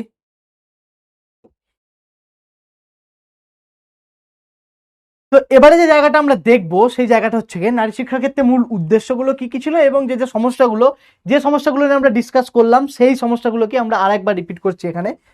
তো একই রকম ভাবে রয়েছে প্রাথমিক স্তরেতে ড্রপ আউট, মেয়েদের ক্ষেত্রে যে প্রবলেমটা রয়েছে, অর্থাৎ প্রাথমিক স্তরেতে ড্রপ আউট হয়ে যাওয়ার সমস্যা, অর্থাৎ তারা শিক্ষা গ্রহণ করতে এসেছে অলরেডি, তারা শিক্ষা গ্রহণ করছে, কিন্তু শিক্ষা গ্রহণ করতে করতে একটা স্টেজের পরে তারা শিক্ষা গ্রহণটাকে কন্টিনিউ করতে পারছে না। এই যে বিভিন্ন রকম সমস্যা, যে সমস্যাগুলো একটু আগে আমরা ডিসকাস করলাম, তো এই সমস্যাগুলোর জন্য একটা সাডেন টাইম পরে তারা কিন্তু ছেড়ে দিচ্ছে, এডুকেশনটাকে আর কন্টিনিউ করছে না। এটা একটা সব থেকে বড় সমস্যা। একই রকম ভাবে যেটা নিয়ে আমরা ডিসকাশন করলাম, নিরাপত্তার অভাব, যাতায়াতের পথে নিরাপত্তা, একদমই তাই। যে আমি যাচ্ছি, আমি স্কুল থেকে যাচ্ছি, কিছু যে অঘটন ঘটবে না সেটা তো কেউ বলতে পারে না, তার নিরাপত্তাটা আমাকে কে দেবে, এই যে প্রবলেমটা। একই রকম ভাবে যেটা রয়েছে সেটা হচ্ছে বিদ্যালয়ের উপযুক্ত নিরাপত্তার অভাব, অর্থাৎ যাতায়াতের পথে এবং বিদ্যালয়, অর্থাৎ যদি একটা স্কুল রয়েছে সেখানে প্রপার ওয়াশরুম নেই। একজন মহিলার ক্ষেত্রে ওয়াশরুম যে কতটা ইম্পর্টেন্ট, সেই যদি ওয়াশরুমই না থাকে তাহলে সে শিক্ষা গ্রহণ করবে কি করে? তার যেগুলো বেসিক নিডগুলো যদি তার পূরণ না হয় তাহলে তো শিক্ষাটা সে পাবে কি করে? একই রকম ভাবে নেক্সট যেটা রয়েছে সেটা হচ্ছে পরিকাঠামোগত, অর্থাৎ ইনফ্রাস্ট্রাকচারগত দিক, যে জিনিসগুলো নিয়ে আমরা ডিসকাশন করলাম, যে প্রপার পরিকাঠামো যদি না থাকে তাহলে কিন্তু শিক্ষা গ্রহণ করা সম্ভব হয়ে ওঠে না। এবং সামাজিক দৃষ্টিভঙ্গি, অর্থাৎ বাল্যবিবাহ, যেটা অন্যতম একটা ভয়ঙ্কর দিক শিক্ষার ক্ষেত্রে, পার্টিকুলারলি নারী শিক্ষার ক্ষেত্রে, যে মেয়ের প্রাপ্তবয়স্ক না হওয়ার আগেই তাদেরকে জোর করে বিয়ে দেওয়া হয়ে যাচ্ছে, এই যে প্রবলেম। তো উদ্দেশ্য কি ছিল? উদ্দেশ্য ছিল হচ্ছে নারী শিক্ষার ক্ষেত্রে দেশের নিরক্ষরতা দূর করা এবং সামাজিক উন্নয়ন, এটা হচ্ছে গিয়ে প্রথম। অর্থাৎ নারী শিক্ষার ক্ষেত্রেও যে উদ্দেশ্য, এটা শুধুমাত্র নারী শিক্ষার ক্ষেত্রেই পার্টিকুলারলি যে যায় তাও নয়, শিক্ষার যে উদ্দেশ্য তারই মধ্যে নারী শিক্ষার ক্ষেত্রে পার্টিকুলারলি নিরক্ষরতা দূর করা এবং সামাজিক উন্নয়ন। শুধুমাত্র পুরুষেরা জ্ঞান অর্জন করলো, পুরুষতান্ত্রিক সমাজ বলে শুধু পুরুষরাই শিক্ষার অগ্রগতি এলো, আলোয় এলো, এটা তো হতে পারে না। সমানভাবে নারীদেরকে সমান অধিকার দেওয়া হলে তবেই শিক্ষা কিন্তু অগ্রগতির পথে এগিয়ে যেতে পারবে, না হলে পারবে না। তো সেটাই বলা হয়েছে এখানে, নিরক্ষরতা দূর করা এবং সামাজিক উন্নয়ন করা। নেক্সট কি দেখতে পাই? অন্ধবিশ্বাস, কুসংস্কার এবং হীনমন্যতা দূরীকরণ, এই তিনটে অন্যতম আর একটা পয়েন্ট। অন্ধবিশ্বাস, অর্থাৎ বিভিন্ন রকমের কুসংস্কার আচ্ছন্ন জীবন থাকে, মেয়েরা পড়াশোনা করলে এই হয়ে যাবে, মেয়েদেরকে অত পড়াশোনা করে কি লাভ, অত পড়াশোনা করাস না। দেখবে যাদের গ্রাম অঞ্চলে বাড়ি তারা এটার সঙ্গে খুব ভালো করে রিলেট করতে পারবে। যখন গ্রামেতে অনেক বয়স্ক মানুষরা থাকে তারা দেখবে যে কিরকম বলে, একটা মেয়ে যখন বেশি পড়াশোনা করে ফেলে বা বেশি শিক্ষিত হয়ে ফেলে তখন তাদের আর সেই জিনিসগুলো সহ্য হয় না, তারা নিতে পারে না। পাড়ায় যারা বয়স্ক মানুষ রয়েছে তারা কি বলবে, তারা ডাইরেক্টলি হয়তো কিছু বলবে না, তারা ইনডাইরেক্টলি বিভিন্ন রকম ভাবে জিনিসগুলোকে নিয়ে হয় সেটা বাড়ির লোককে হোক বা পাড়া প্রতিবেশীকে হোক, তাদের কাছে গিয়ে, তাদের কানের কাছে গিয়ে এই একই ধরনের কথা কিন্তু বারবার বলতে থাকবে, যে ওই মেয়েটাকে দেখেছিস, ওই মেয়েটা তো এখন এই করছে, বাবা এই হয়ে গেছে। তো এরকম ধরনের এই যে মেন্টালিটি, নিচ মেন্টালিটি, এগুলো পার্টিকুলারলি গ্রাম সাইডে তো খুব বেশি দেখতে পাওয়া যায়। শহর অঞ্চলে যে দেখতে পাওয়া যায় না সেটা আমি বলবো না, গ্রাম অঞ্চলের দিক থেকে সব থেকে বেশি দেখতে পাওয়া যায়। পাড়ার একটু বয়স্ক মানুষ রয়েছে, ওই বয়স্ক কাকিমা মাসিমা রয়েছে, তারা কি করে, তারা সাধারণত গিয়ে ডাইরেক্টলি হয়তো সেই মেয়েটাকে বলার সাহস পেয়ে ওঠে না, কারণ সেই মেয়েটা শিক্ষিত, জানে যে সে মুখের ওপরে একটা জবাব দিয়ে দেবে, তো সেই কারণে হয়তো বলতে পারে না। কিন্তু কি করবে, তার যে আশেপাশের পরিবেশ, তার যে সারাউন্ডিং, সেই সারাউন্ডিং এতে গিয়ে সেটাকে পুশ করা, বারবার সেটাকে গিয়ে পুশ করবে, অথবা তার যে পরিবার, তার যে ফ্যামিলি রয়েছে সেই ফ্যামিলির কাছে গিয়ে সেটাকে পুশ করা। তো এই যে প্রবলেম, এটা কিন্তু একটা মারাত্মক প্রবলেম এবং এটাই সাধারণত অন্ধবিশ্বাস বা কুসংস্কারের জন্য বলা হয়। এবং যখন এই প্রবলেমগুলো বাড়ির পরিবারের লোকরা শোনে তখন কি করে, তখন তারা তাদের মেয়েকে পুশ করে। একই কথা, তারা ও এই বলছে, এ সেই বলছে, সবাই সবকিছু বলবে কিন্তু আমাকে আমার দিকে ফোকাস থাকতে হবে, আশেপাশের লোকগুলো আছে হচ্ছে বলার জন্যই। এবার আমি এখন যদি ভেবে থাকি যে ও এই বললো, আমার কি এটা করা ঠিক হবে? তাহলে তো সমস্যা। সবাই যদি ভাবতে থাকে যে ও কি বললো সে কি বললো, তাহলে নিজে কি বললাম সেটাতে আর আসতে পারবো না। আমাকে ফোকাস করতে হবে আমি নিজে কোনটা চাইছি, আমি নিজে কি বলছি। ওই এ কি বলবে সে কি বলবে ওটা ভাবতে গেলে কিন্তু হবে না। কমেন্ট দেখছিস পাড়ায় এরকম অনেক কথা হয়, হবে হবে, এগুলো রিয়ালিটি, জাস্ট কমপ্লিট রিয়ালিটি। আমি যে আকাশ থেকে চলে এসেছি তা নয়, আমিও সেই একই রকম ভাবে আমিও পরিবেশে বড় হয়েছি, সবাই পরিবেশের মধ্যেই থেকেছি। সবাইকে ওই কথা শুনতে হবে, সে ছেলে হোক মেয়ে হোক। মেয়েদেরকে বেশি শুনতে হয়, ছেলেদের যে শুনতে হয় না ছেলেদের নয়, ছেলেরাও শোনে, কিন্তু মেয়েদের কারো বেশি শুনতে হয়। তো স্বাভাবিকভাবে এই যে জায়গাটা, এটা শিক্ষার একটা অন্যতম উদ্দেশ্য। নেক্সট যেটা রয়েছে, নেক্সট হচ্ছে গিয়ে অর্থনৈতিক স্বাধীনতা। অর্থাৎ মেয়েরা যদি প্রপার শিক্ষা গ্রহণ করে নিজেকে নির্দিষ্ট জায়গাতে প্রতিস্থাপন করতে পারে, তবেই কিন্তু সে অর্থনৈতিক দিক থেকে স্বাচ্ছন্দ্যবোধ করতে পারবে। এবং তার যখন এই স্বাচ্ছন্দ্যবোধটা হবে, তখন সে তার পরবর্তী জেনারেশনকে কিন্তু এই ধরনের সমস্যাগুলো থেকে বাঁচাতে পারবে। তাই একটা মেয়ের পক্ষে কিন্তু বর্তমান সমাজে কাজ করাটা প্রচন্ড ইম্পর্টেন্ট। আমি অ্যাটলিস্ট এটা মনে করি, এটা আমার পার্সোনাল ওপিনিয়ন। আমি অ্যাটলিস্ট এটাই মনে করি যে অ্যাজ এ মহিলা হিসাবেতে একজন নারীকে পুরুষ যেরকম ভাবে কাজ করছে একইভাবে নারীকে কিন্তু একটা জায়গাতে নিজেকে প্রতিস্থাপন করতেই হবে। এটা কখনোই ভবিষ্যৎ হতে পারে না যে একটা সাডেন টাইমের পরে গিয়ে বাড়ির লোক আমার বিয়ে দিয়ে দিল, আমি বিয়ে করে নিয়ে সংসার করলাম, না, এটা কখনো হতে পারে না। এটা কখনোই হতে পারে না। আমি যে জ্ঞান অর্জন করেছি সেই জ্ঞান অর্জনটাকে নিয়ে, হ্যাঁ, উপযুক্ত শিক্ষকের অভাব অবশ্যই আছে, বর্তমান সমাজে তো আরো বেশি হয়ে গেছে। বর্তমান সমাজে তো উপযুক্ত শিক্ষকের অভাব তো আরো বেশি রয়েছে, বটে, এটা বাস্তব পয়েন্ট এটা। ওকে, তো আত্মবিশ্বাস অর্জন করো, নিজেরা পড়াশোনা করো, মহিলাদের নিজেদেরকে পড়াশোনা করতে হবে।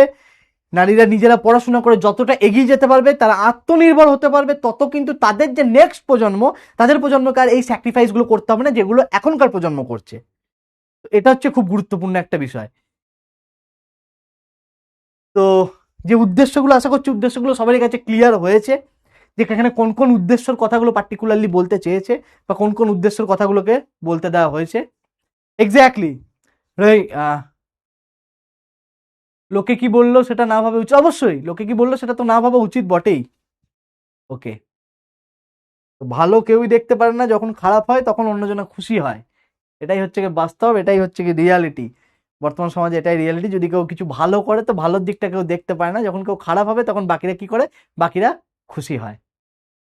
ওকে, যাই হোক, এই যে পার্টটা উদ্দেশ্যের জায়গাটা সবারই কাছে ক্লিয়ার, রাইট? তো চলো আমরা নেক্সট আসি।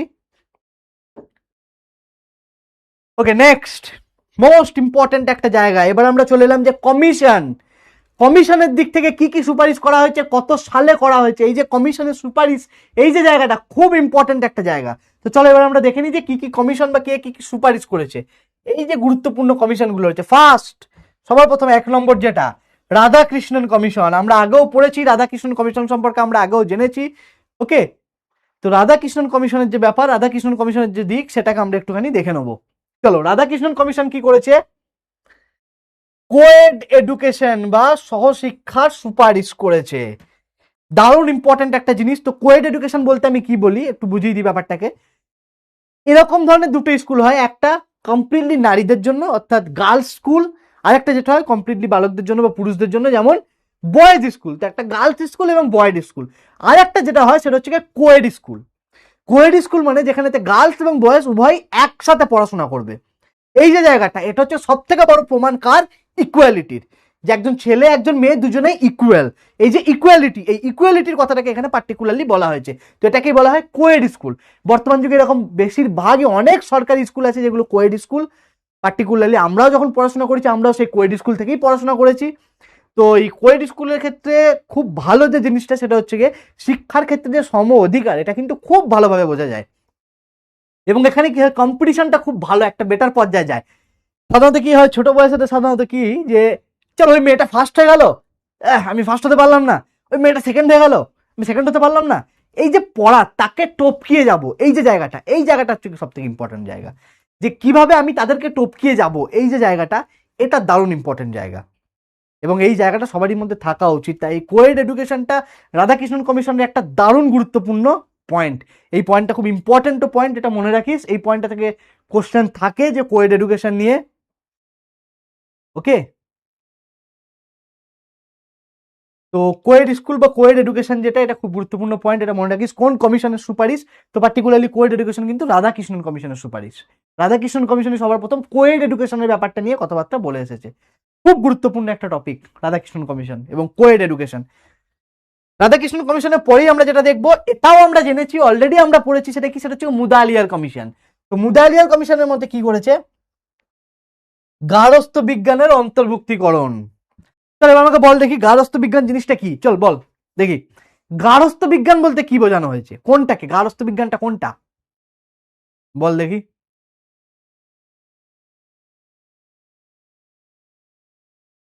ছেলে মেয়েদের প্রেশার নিয়ে আসতে হবে না, কম্প্যারিজন করিস না।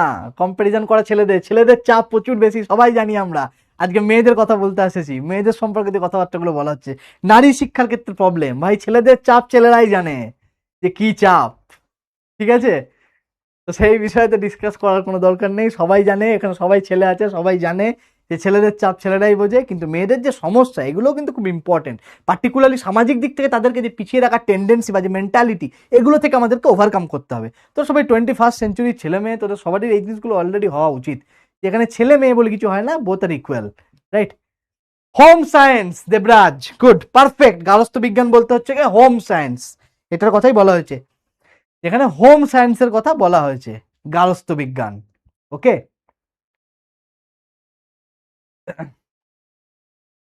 নেক্সট নেক্সট কি আছে? দুর্গাবাই দেশমুখ কমিটি। এ কমপ্লিটলি নারী শিক্ষার জন্য জাতীয় পরিষদকে গঠন করে। তো এই দুর্গাবাই দেশমুখ কমিটির যেটা মূল ইম্পর্টেন্ট জায়গা, সেটা হচ্ছে গিয়ে জাতীয় পরিষদ।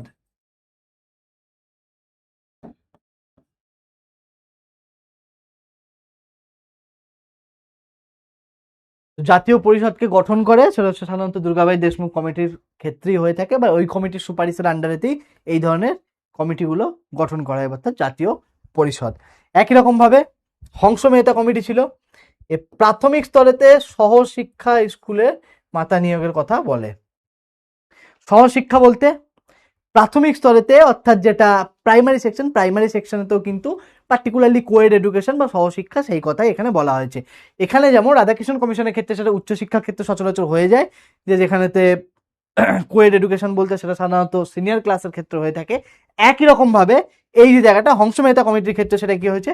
সহশিক্ষকটা কিন্তু প্রি প্রাইমারি সেকশন, প্রাইমারি সেকশনেতেও যাতে আসে, সেইটার কথাই এখানে মূলত বলে রাখা হয়েছে। ভক্তবৎসল কমিটি, এই ভক্তবৎসল কমিটি থেকে একটা অবজেক্টিভ কোশ্চেন কিন্তু তোদের এক্সামে সাধারণত থেকে থাকে। এই ভক্তবৎসলম কমিটি এমন একটা কমিটি, এর সালটা পরীক্ষাতে না খুব আসে, পরীক্ষাতে বারবার দেয়, এর সালটাকে তোরা একটু মনে রাখিস। বাকি সালগুলোতে তোরা অলরেডি জানিস, বাকি সাল মনে রাখতে পারবি। ভক্তবৎসলম কমিটির সালটা হ্যাঁ, মানে প্রাথমিক শিক্ষা, এক্স্যাক্টলি, ওটা প্রাথমিক শিক্ষার কথাই বলা হয়েছিল, যে প্রাথমিক শিক্ষা তো কোয়েড এডুকেশন, যেটা সেই কোয়েড এডুকেশনের কথা বলা হয়েছিল।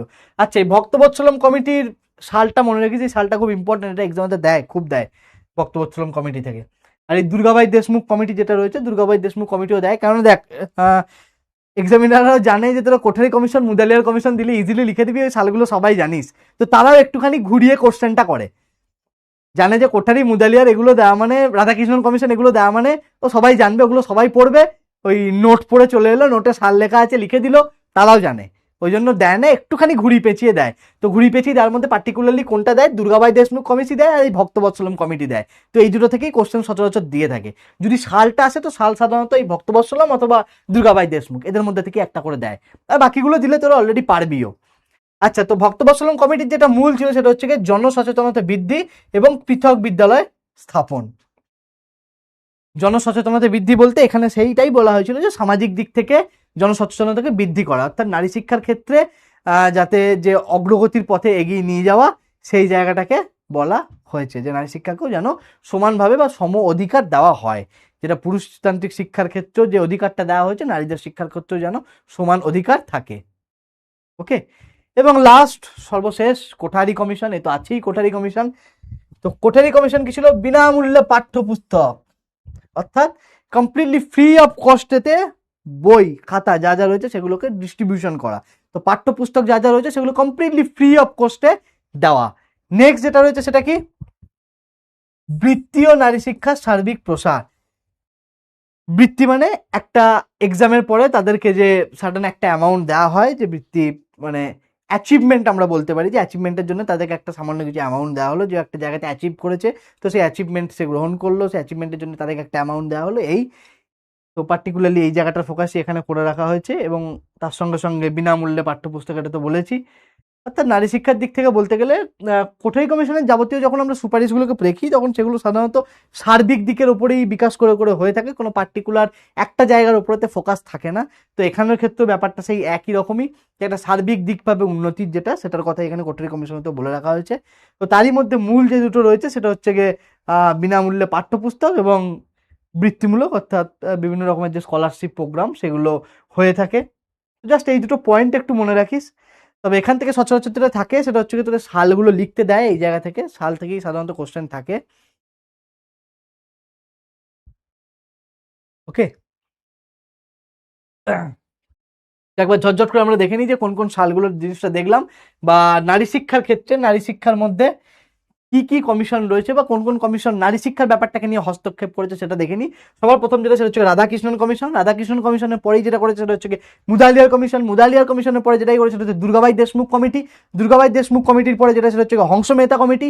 হংস মেহতা কমিটির পরে যেটা সেটা হচ্ছে ভক্তবৎসলম কমিটি, এবং ভক্তবৎসলমের পরে যেটা সর্বশেষ সেটা হচ্ছে কোঠারি কমিশন। ওকে, তো এই হচ্ছে গিয়ে পার্টিকুলারলি জায়গা। তো এখানে যেটা আমি বললাম যে এই দুটো সাল একটু খুব ভালো করে তোরা মনে রাখিস, এই সাল দুটো থেকে কিন্তু কোশ্চেন থাকে। সেটা হচ্ছে গিয়ে এই দুর্গাবাই দেশমুখ কমিটি যেটা রয়েছে, দুর্গাবাই দেশমুখ কমিটি থেকে একটা থেকে থাকে, আর এই ভক্তবৎসলম কমিটি, ভক্তবৎসলম কমিটি থেকেও কিন্তু অবজেক্টিভ কোশ্চেন থাকে। এই দুটো সাল সচরাচর কিন্তু খুব এক্সামেতে দেয়। ওকে,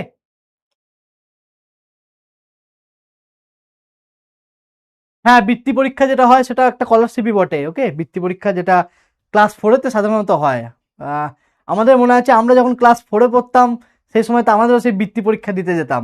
আমাদের নিজেদের স্কুল থেকে অন্য স্কুলেতে সেন্টার পড়তো, সেই জায়গাতে গিয়ে আমরা বৃত্তি পরীক্ষা দিতে যেতাম, বহু বছর আগের কথা। তো যাই হোক, এই হচ্ছে ব্যাপার, যে সেই বৃত্তি পরীক্ষা যেটা সেটাও কিন্তু একটা স্কলারশিপ প্রোগ্রাম।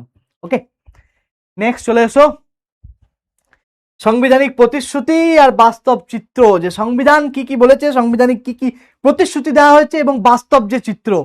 ওকে, এই বাস্তব চিত্রটা কি? তো সংবিধান সংবিধান কি বলেছে সেটা সবার প্রথম আমরা দেখি। সংবিধানে যেটা বলেছে, ধারা 21A, ওকে, 21A, 21A, দেখ এই ধারাগুলো কিন্তু একটু মনে রাখতে হবে, কারণ এই ধারা থেকে কোশ্চেন দিয়ে দিলে মনে না রাখলে এই জায়গাটা বোঝার কিছু নেই, এই জায়গাটা মুখস্থ করতে হবে, একদম পরিষ্কার কথা। এই জায়গাটাকে একটু মুখস্থ না করলে কিন্তু তোরা ভুলে যাবি। এই জায়গাটা হচ্ছে মুখস্থ করার জায়গা। ধারা মনে রাখতে হবে, কিছু করার নেই, কারণ এগুলো থেকে অবজেক্টিভ কোশ্চেন দেয়, এবং এবারটা তোদের তো পুরোটাই অবজেক্টিভ, যেহেতু জানিস যে সেমিস্টার 3 মানে হচ্ছে গিয়ে কমপ্লিটলি অবজেক্টিভ থাকবে, এখানে বড় কোশ্চেনের কোনো গল্পই থাকছে না। ওকে, তো কি থাকছে, ধারা 21A, 6 থেকে 14 বছর বয়সী সকলের জন্য অবৈতনিক, অবৈতনিক আগের দিনকেই জাস্ট ডিসকাস করছিলাম, free, free of cost, free of cost education দেওয়া, এবং বাধ্যতামূলক অর্থাৎ ম্যান্ডেটরি।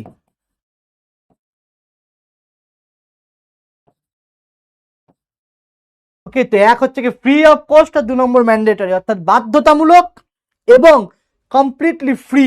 এই শিক্ষা কিন্তু দেওয়া দরকার। কত থেকে কত বছর বয়সের মধ্যে? 6 থেকে 14 বছর বয়স। তো এটা কোথায় বলা হয়েছে? ধারা 21A, 21A যে সেকশন, সেই সেকশনেতে কিন্তু এই জিনিসটাকে বলে রাখা হয়েছে।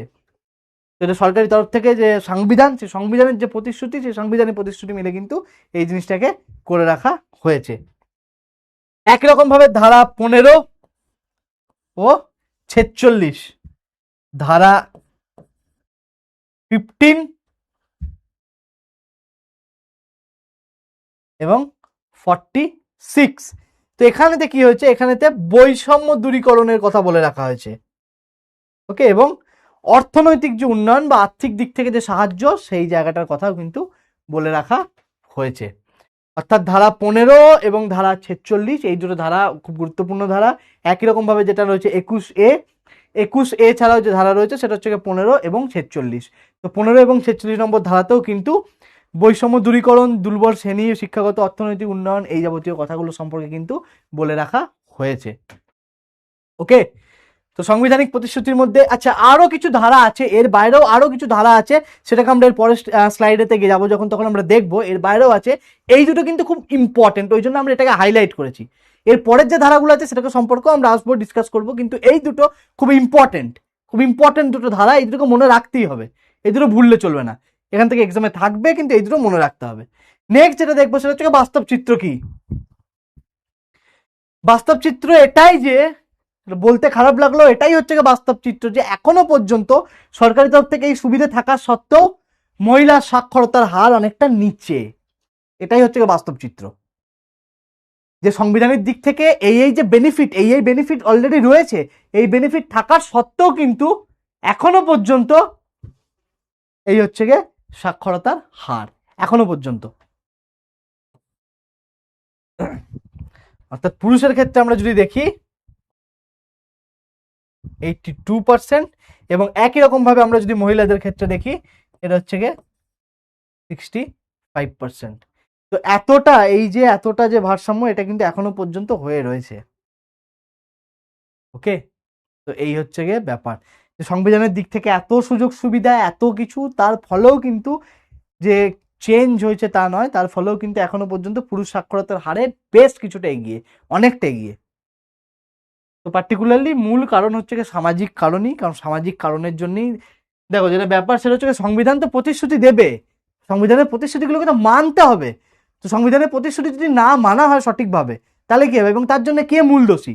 মূল দোষী হচ্ছে সমাজ, সমাজকে মানতে হবে, সমাজকে মেনে চলতে হবে। তো সমাজই হচ্ছে সব থেকে বড় সমস্যা। ওকে, তো সামাজিক যে পরিস্থিতি, এই সামাজিক পরিস্থিতিটা হচ্ছে সব থেকে বেশি ইম্পর্টেন্ট। ওই জন্য এখানে বারবার যেটা ফোকাস করা হচ্ছে সেটা হচ্ছে সামাজিক কারণে।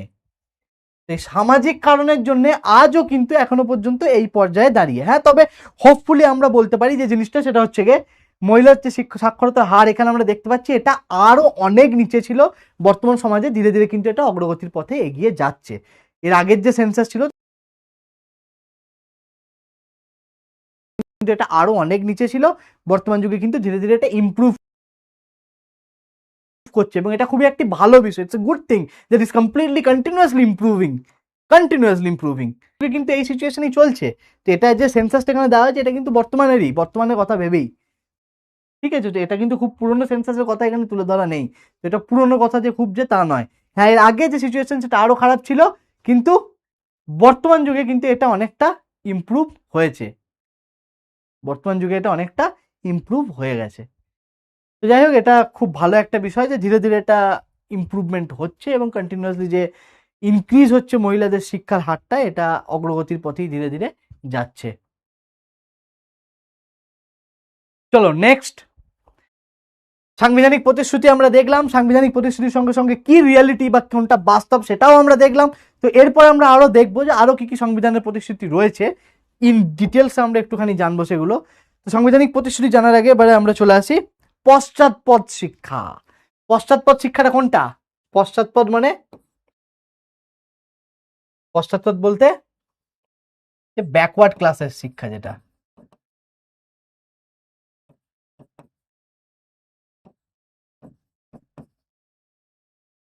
অর্থাৎ যেগুলোকে সাধারণত আমরা ব্যাকওয়ার্ড ক্লাস বলি, সেই ব্যাকওয়ার্ড ক্লাসের যে এডুকেশন, সেটার কথাই কিন্তু এখানে বলা হয়েছে। তো চলো, নারী শিক্ষার ব্যাপারটা আমরা দেখলাম, পার্ট 1 যেটা গেল সেখানে নারী শিক্ষাটা দেখলাম।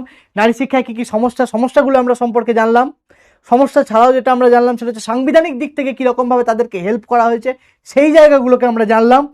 লাস্ট গিয়ে আমরা দেখবো যে কি করে এগুলো থেকে রিকভার করা যায়, সে পার্টটাতেও আমরা আসবো। এখনো পর্যন্ত যেটা দেখলাম সেটা হচ্ছে প্রবলেম, পার্টিকুলারলি আমরা ফোকাস করছি প্রবলেমেতে। সলিউশন যেটা আছে, সলিউশনটা আমরা এর পরে গিয়ে দেখবো। যে সলিউশন যেটা রয়েছে সেটা আমরা পরে গিয়ে দেখবো। এখন যেটা দেখতে পাচ্ছি সেটা হচ্ছে গিয়ে সাউন্ড প্রবলেম হচ্ছে, দেখ চেক কর, আশা করছি আর প্রবলেম হবে না। ওকে, পিছিয়ে পড়া জাতি, এক্স্যাক্টলি প্রতিমা, পিছিয়ে পড়া জাতি। ওকে, আচ্ছা এবার তো চল বল আমাকে ফিডব্যাকটা দে যে নারী শিক্ষার ক্ষেত্রে যে যে প্রবলেম, সেই প্রবলেমগুলো সবারই কাছে ক্লিয়ার নাকি? তো যদি ক্লিয়ার হয় চলো ক্লিয়ার লেখ। ক্লিয়ার হওয়ার পরে দেন আমরা যেটা চলে আসবো সেটা হচ্ছে কি এসসি এসটি ওবিসি এবং তার সাথে সাথে ইডব্লিউএস অর্থাৎ ইকোনমিক্যালি যে উইকার ক্লাস রয়েছে তাদের বিষয়গুলোকে নিয়ে। ক্লিয়ার? ওকে, আয় দেখি। Clear, perfect.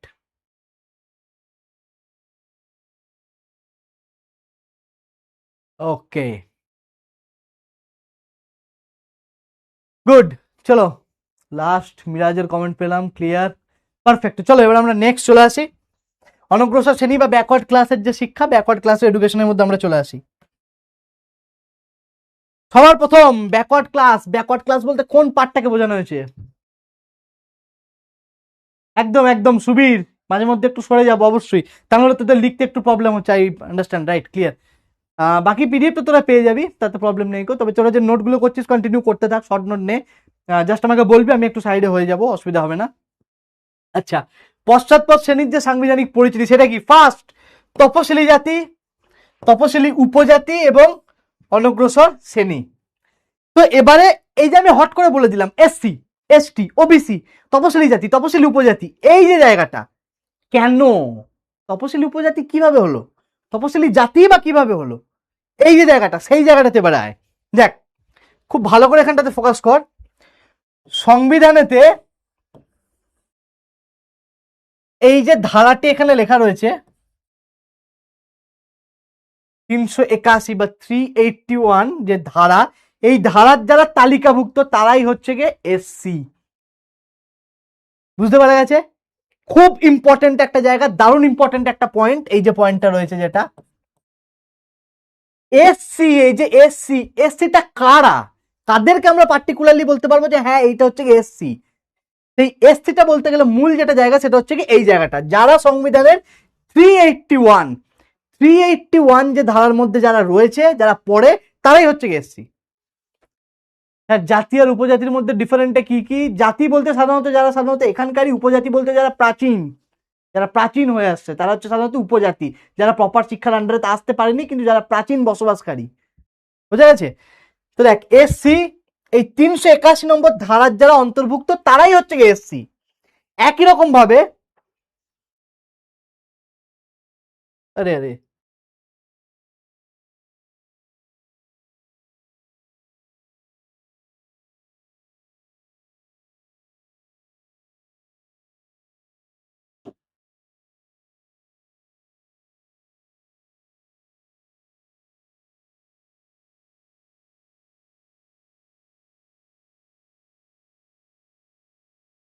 দেখো কাণ্ড, এক্ষুনি কাণ্ড হয়ে যেত, 81 চলে এসেছিল, বাংলা ইংরেজি বাংলা ইংরেজি করতে করতে সব গেছিল। সুবীর, খুব ভালো কমেন্ট করেছিস ভাই, গুড, এক্ষুনি যেত না হলে। তাই আমিও বলছিলাম তোরা আমার সঙ্গে সঙ্গে লিখতে লিখতে ওই পরীক্ষার খাতাতে ওই হয়ে যেত। ওকে, বাংলা ইংরেজি করতে করতে পুরো জিনিসটা গল্প হয়ে যেত। এই শুধু শর্ট নোট বানাতে বানাতে একটা বাংলা হচ্ছে, একটা ইংরেজি হচ্ছে, আমারও 41 81 সব এক হয়ে যাচ্ছে। ঠিক আছে, তো মনে রাখিস 41 81 কিন্তু নয়, 41। ওকে, তো এই যারা 41 নম্বরে অন্তর্ভুক্ত রয়েছে তারাই পার্টিকুলারলি এসসি। এই একই রকম ভাবে এসটি, এসটিটা কারা? 42, যারা 42 এর মধ্যে, একদম হবে হবে হবে, অন্য আলোচনা হবে, সব রকম আলোচনা হবে, চিন্তা নেই, চল। আমি আর কোথায় যাচ্ছি, আমি এখানেই আছি। হবে, মোটামুটি শেষ হোক, শেষ হওয়ার পরে তোদের সবারই সাথে আমাদের যে পিডব্লিউ টিম রয়েছে, পিডব্লিউ বাংলা, একদিন হোল টিমের সাথে সবারই সাথে মিট করব, একদিন মিট আপ জিনিস আমরা রাখবো। ওকে, টাইম লাগবে, হয়তো এখনই হবে না, কিন্তু রাখবো, একটা টাইমে রাখবো। কে কোথায় আছিস সবাই লাস্ট একদিন একদিন ফিডব্যাক দিবি, সেই সেই জায়গাতে পিডব্লিউ টিম যাবে, ডিসকাশন হবে, অনেক গল্প হবে, অনেক এনজয় হবে, একদম বসে একসাথে বাওয়াল দেওয়া হবে। আচ্ছা, তো সংবিধানের যে ধারাটা এটা মনে রাখিস, 342, 342, এই ধারার যারা অন্তর্ভুক্ত রয়েছে, এই ধারায় যারা অন্তর্ভুক্ত রয়েছে তারাই পার্টিকুলারলি হচ্ছে কি এসটি, অর্থাৎ ট্রাইব, কাস্ট, আর এটা ট্রাইব।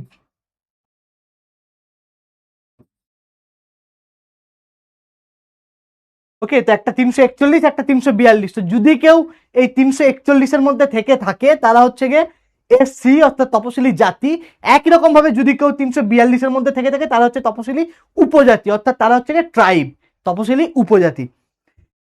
দেখ একই রকম ভাবে যারা অনগ্রসর জাতি রয়েছে তারা মন্ডল কমিশনের সুপারিশে স্বীকৃতি, অর্থাৎ যারা 1990 যে মন্ডল কমিশন ছিল সেই মন্ডল কমিশনের সুপারিশের অন্তর্ভুক্ত যারা যারা আছে তারাই সাধারণত ওবিসির আন্ডারেতে আসে। তো ওবিসিটা সাধারণত পরবর্তীকালেতে আসে, 1990 আছে। তার আগে যেটা রয়েছে, তার আগে এই জায়গাগুলো রয়েছে তপশিলি জাতি এবং তপশিলি উপজাতি কিন্তু তারও আগে চলে আসে, কারণ এগুলো পার্টিকুলারলি আমাদের সংবিধানের অন্তর্ভুক্ত হয়ে আছে। এবং এই জায়গাটা যেটা রয়েছে এটা হচ্ছে যারা এই কমিশন বা এই কমিশনের সুপারিশের অন্তর্ভুক্ত যারা হয়, এই কমিশনের অন্তর্ভুক্ত যারা রয়েছে তাদের অন্ডারে যেটা থাকছে সেটা হচ্ছে গিয়ে ওবিসি, অর্থাৎ 1990 যে মন্ডল কমিশন। দেখ নোটগুলো তোরা একটু রেডি করে নে, ক্লিয়ার করে নে। এবং একই রকম ভাবে এখানটাতে যেটা থাকবে সেটা হচ্ছে গিয়ে এসসি এর ক্ষেত্রে কি হবে,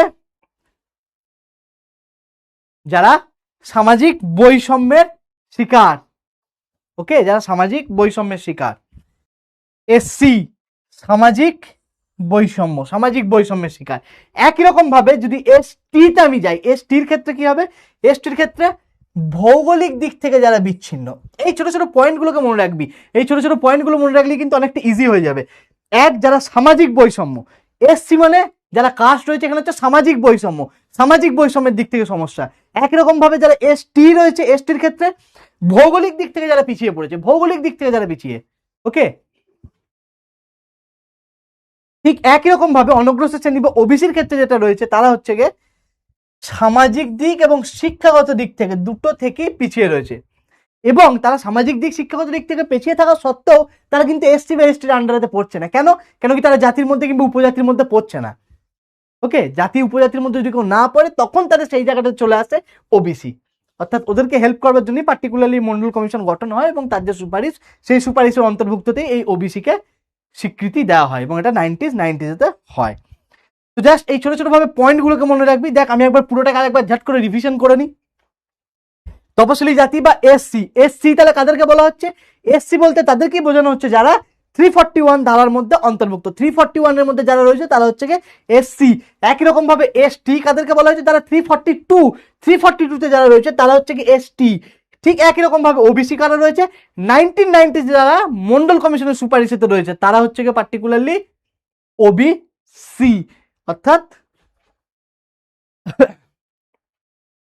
যারা সামাজিক দিক থেকে এবং শিক্ষাগত দিক থেকে মূলত পিছিয়ে রয়েছে এবং তারা এসসি এবং ওবিসি এসটির মধ্যেও পড়ছে না, তাদের অন্তর্ভুক্ত হচ্ছে না। নেক্সট যেটা রয়েছে সেটা হচ্ছে এসটি, এসটির ক্ষেত্রে যারা ভৌগোলিক দিক থেকে বিচ্ছিন্ন, অর্থাৎ ভৌগোলিক দিকভাবে তারা বিচ্ছিন্ন, এক জায়গাতে স্কুল রয়েছে, এক জায়গাতে তার বাড়ি, তারা সেখান থেকে আসতে পারছে না, ভৌগোলিক দিক তাদেরকে আটকিয়ে দিচ্ছে। এই যে জায়গাটা, এই জায়গাটা হচ্ছে গিয়ে এসটির জন্য, অর্থাৎ ট্রাইবের জন্য। একই রকম ভাবে এখানে যেটা রয়েছে সেটা তপশিলি জাতি, তপশিলি জাতির ক্ষেত্রে কি হচ্ছে, সামাজিক বৈষম্য অর্থাৎ অস্পৃশ্যতা, সামাজিক বৈষম্য বা অস্পৃশ্যতার যে দিক সেই দিকটার কথাই বলা হচ্ছে গিয়ে তপশিলি জাতি বা এসসি। ক্লিয়ার? চলো এবার আমরা নেক্সট আসি। নেক্সট যে ব্যাকওয়ার্ড ক্লাস, সেই কমপ্লিট ব্যাকওয়ার্ড ক্লাসের আমরা ওই পার্টগুলো অলরেডি দেখলাম। এখানে জাস্ট একটা ব্রিফ ওভারভিউ দেওয়া আছে। এটা করার একটাই কারণ যে এখানে খুব ছোট্ট ছোট্ট ভাবে এই যে স্লাইডটা রয়েছে এখানে পয়েন্টগুলোকে লিখে দেওয়া আছে। এবার এই স্লাইডটা যখন তোদের কাছে যাবে, এই পার্টিকুলারলি এই স্লাইডটা শুধু এই পয়েন্টগুলোকে দেখলেই তোদের কমপ্লিট ক্লিয়ার হয়ে যাবে, একদম কমপ্লিট ক্লিয়ার হয়ে যাবে। দেখ সেটাকে আমি একবার ডিসকাস করে দিচ্ছি। এই স্লাইডটা পাওয়ার পরে শুধু এই পার্টটাকে, এই পার্টিকুলার পেজটাকে দেখলেই কিন্তু তোদের অনেকটা পার্ট ক্লিয়ার হয়ে যাবে। যেমন তপশিলি জাতি এসসি ঐতিহাসিকভাবে অস্পৃশ্যতা এবং বৈষম্যের শিকার, একটু আগেই আমরা ডিসকাস করেছি এই ব্যাপারটাকে নিয়ে যে ঐতিহাসিক দিক থেকে যারা অস্পৃশ্যতার শিকার। এসটি তপশিলি জাতি ভৌগোলিক দিক থেকে যারা পিছিয়ে পড়েছে, যারা ভৌগোলিক দিক থেকে পিছিয়ে পড়েছে, এই পার্টটাকে নিয়ে ডিসকাস আমরা করেছি। এখানটাতে বর্ণ বৈষম্যের শিকার। তো এই ছোট ছোট ছোট ছোট ভাবে পার্টগুলোকে মনে রাখবি। একই রকম ভাবে আমরা কি দেখতে পাচ্ছি, ওবিসির ক্ষেত্রে কি সামাজিক এবং শিক্ষাগত দিক থেকে যারা পিছিয়ে পড়েছে এবং মন্ডল কমিশনের সুপারিশ অনুযায়ী সংরক্ষণের আওতাভুক্ত হয়েছে 90। আর ইডব্লিউএস এর ক্ষেত্রে কি রয়েছে, সাধারণত যারা হচ্ছে জেনারেল ক্যাটাগরি, কিন্তু তাদের ক্ষেত্রে একটি ক্রাইটেরিয়া আছে, বার্ষিক 8 লাখ টাকার কম, অর্থাৎ যাদের আয় ইয়ারলি 8 লাখের কম, ওকে, তারা সাধারণত ইডব্লিউএস বা অর্থনৈতিকভাবে দুর্বল শ্রেণীতে পড়ছে।